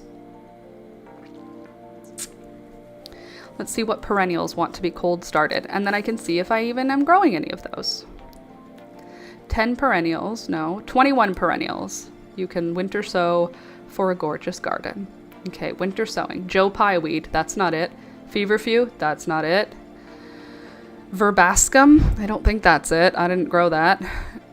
Guiums, whatever the heck that is. Lady's Mantle, Agastache, Veronica spicata, I wish. Rose Campion, no. Let's see what a Rose Campion seedling looks like. Rose Campion seedling. There's a possibility I just threw them in, you know? But I feel like they were pretty big seeds. Rose Campion, show me the image, Laura. Rose Campion seedling. Could be, but I don't think so. I think I didn't. I might have. That's so annoying of me, is that I totally could have.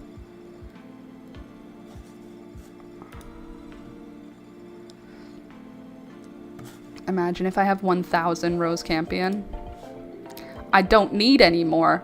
If I planted them, that's annoying of me. It's not sea holly. Hardy geraniums? I don't think so.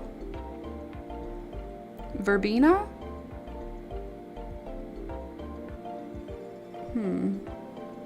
I don't know. I don't think so. Blue flax, no. Cardinal flower, no. That's so weird. Why don't I remember at all what I sowed? 13 perennials. You can winter sow in January. Let's see. That's helpful. It's not whatever I just said. It's not bergamot. It's not penstemon. I don't think. I doubt it. It's not columbine. I don't have seeds for columbine. Rudbeckia. It could be Rudbeckia, but delphinium. No, it wouldn't be delphinium. It's not a milkweed. It's not. It might be, but I don't think it's echinacea. Definitely not an aster. Lupine? Let's see what lupine seeds look like. Lupine seeds.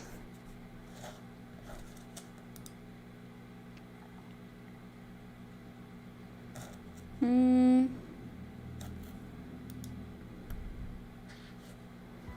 mean, not impossible, but I don't think that's it either. I don't recall sowing lupine. Or lupin, whatever you want to call it. It's not morning glory. Cold start seedlings. Show me the seedlings. One sec, I have to.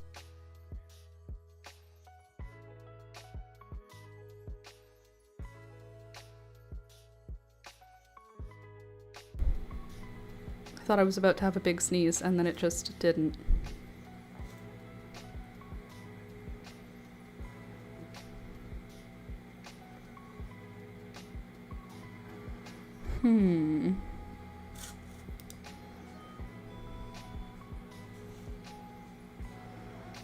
I don't need you to tell me how to start seeds. I know how to start seeds. I want to see them.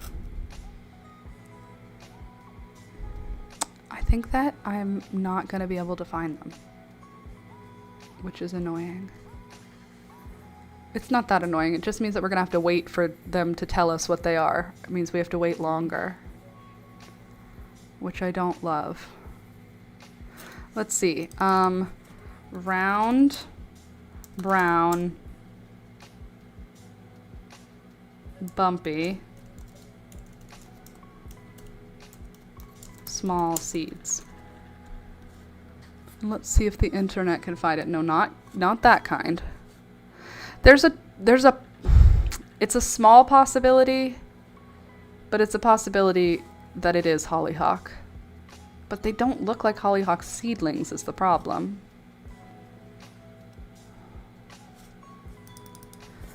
Perennial seed identification. I wouldn't have put an annual into the winter, right? I just don't think I would have. That seems like what I wouldn't have done. It's not basil, that's for sure.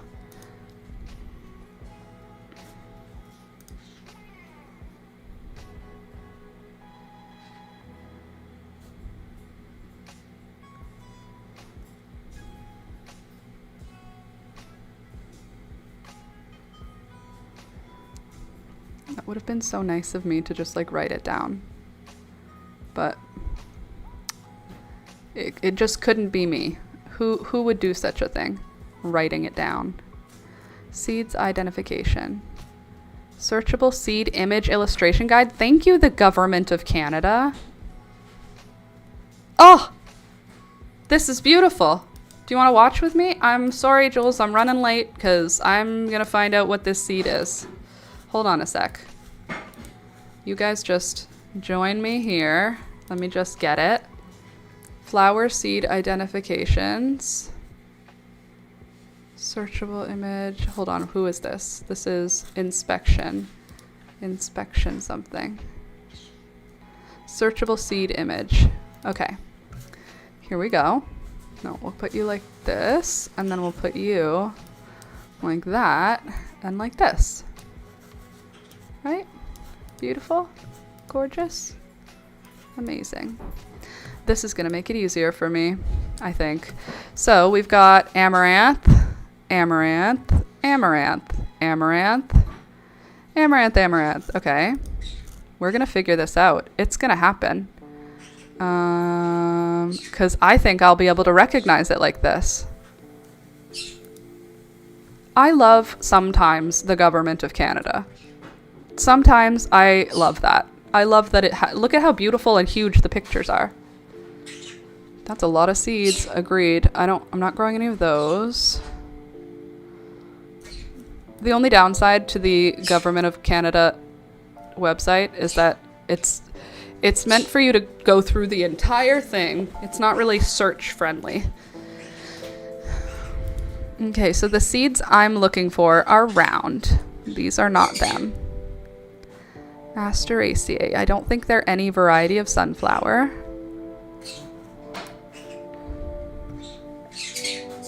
Yeah, we hear you, girl.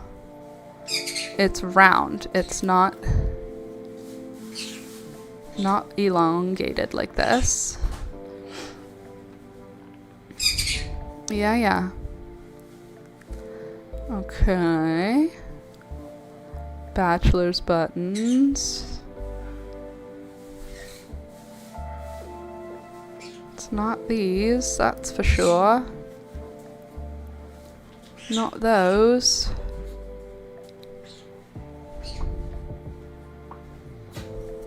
Hi, baby.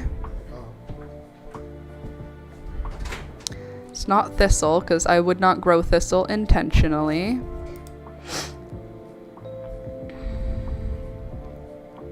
Aw, so cute. It's not gonna be tansy. Not gonna be any of these. It's okay, there's 49 pages. It's not a knapweed, it's round, so these are all not it. It's a sphere, little spheres. It's not a ragwort. Even if I could find something that looks like it, I think it would be helpful. Why would I want a scentless chamomile? Some seeds are just so bizarre looking. That looks like an alien. It's not a brassica, I already know that. Okay, it's not alyssum. Okay, we're getting closer, okay.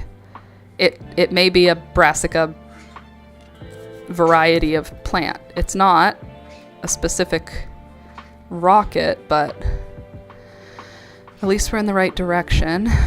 Alyssum. It's not rapeseed, it's not, but it's round, so we're getting closer, maybe. We're at least getting rounder. Okay, it's not gonna be a mustard of any kind.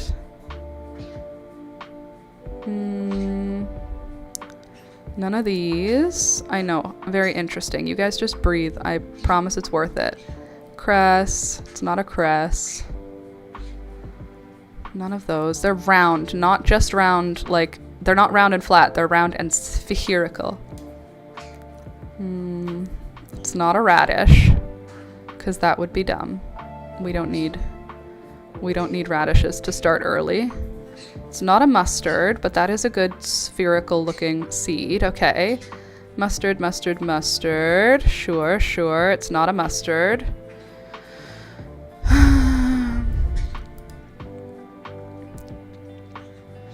Okay. It's not gonna be a chickweed or a cockle. Wow, a white cockle seed is amazing. That looks like a butthole. Okay, it's not any of those because I didn't grow those, and I didn't grow catchfly either. A lot of them look like full ticks. Yep, a lot of seeds are not very attractive. Catchfly, bladder campion. Uh-oh. It might... Oh, it might be. It might be rose campion.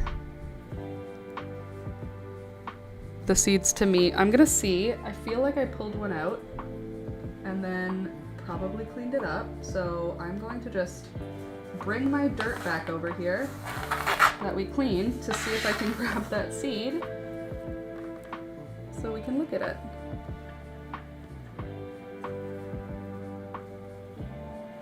I think it's a hollyhock. I think it's a hollyhock. There's a chance. I think this is hollyhock. It's not though. It's so rude. Why would it look like that? Okay, that's none of these, none of these. That's an interesting looking seed. A tightly coiled embryo. The Russian thistle. Kind of weird looking, huh? Okay. It's not a bindweed. Oh, that's what convolvulus looks like. Interesting. Field dodder, Chinese dodder. None of these are me. They do, a lot of them look like ticks. That's not it. Cypress. Interesting. That seed looks, first of all, like a tick, but second of all, it looks like a, you know, the one that I just talked about. Yup, yup, yup. This looks like a, what is it called? Castor bean.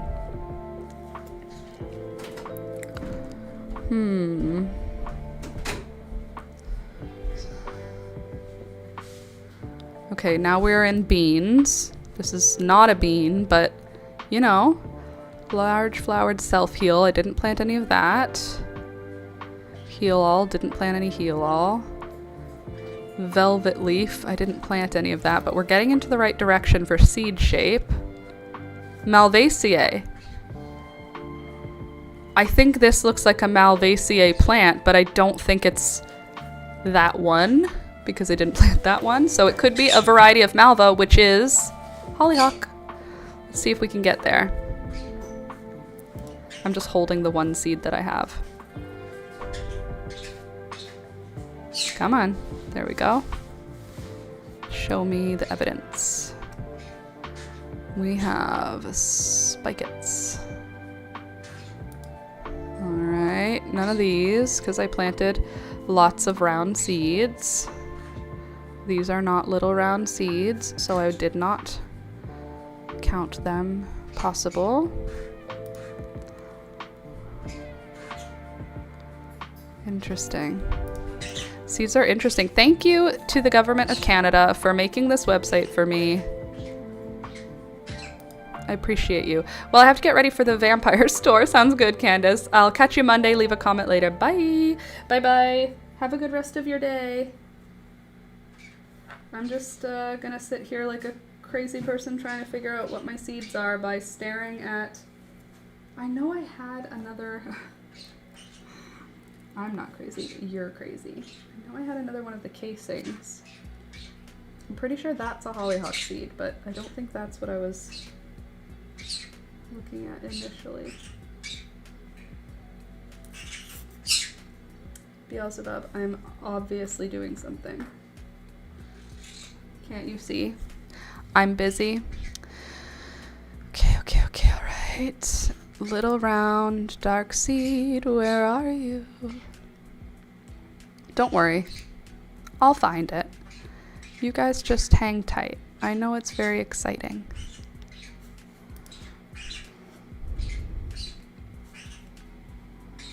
Blue panic grass. I did not plant any of that. I have a feeling that this is all native plants, which is fine. At least it'll get me in the right direction. Right? Interesting. Itch grass. That's annoying. Foxtail. Wouldn't have planted that. Giant foxtail. No. No. No. Hey! Knock it off.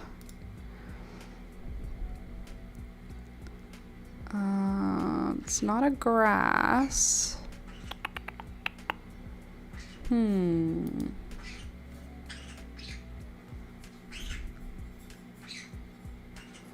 Seeds are so interesting. Aren't they all interesting and unique? What the heck?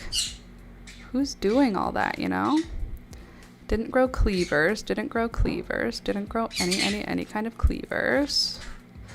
Didn't grow false baby's breath. Okay, this looks closer.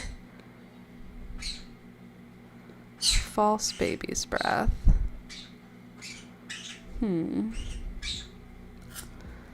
Sweet Beelzebub, I am going to scream. I need you to be a little more quiet, 'cause you're bothering me with your yelling and your shrieking. I don't want to dancey dance with you. Don't you do that. It's not very polite. Yeah, it turns out this is just for native plants, which is fine, but I think I would have appreciated more than that. Testing, grading, seeds identification. Well, it wouldn't be for food, obviously. All right.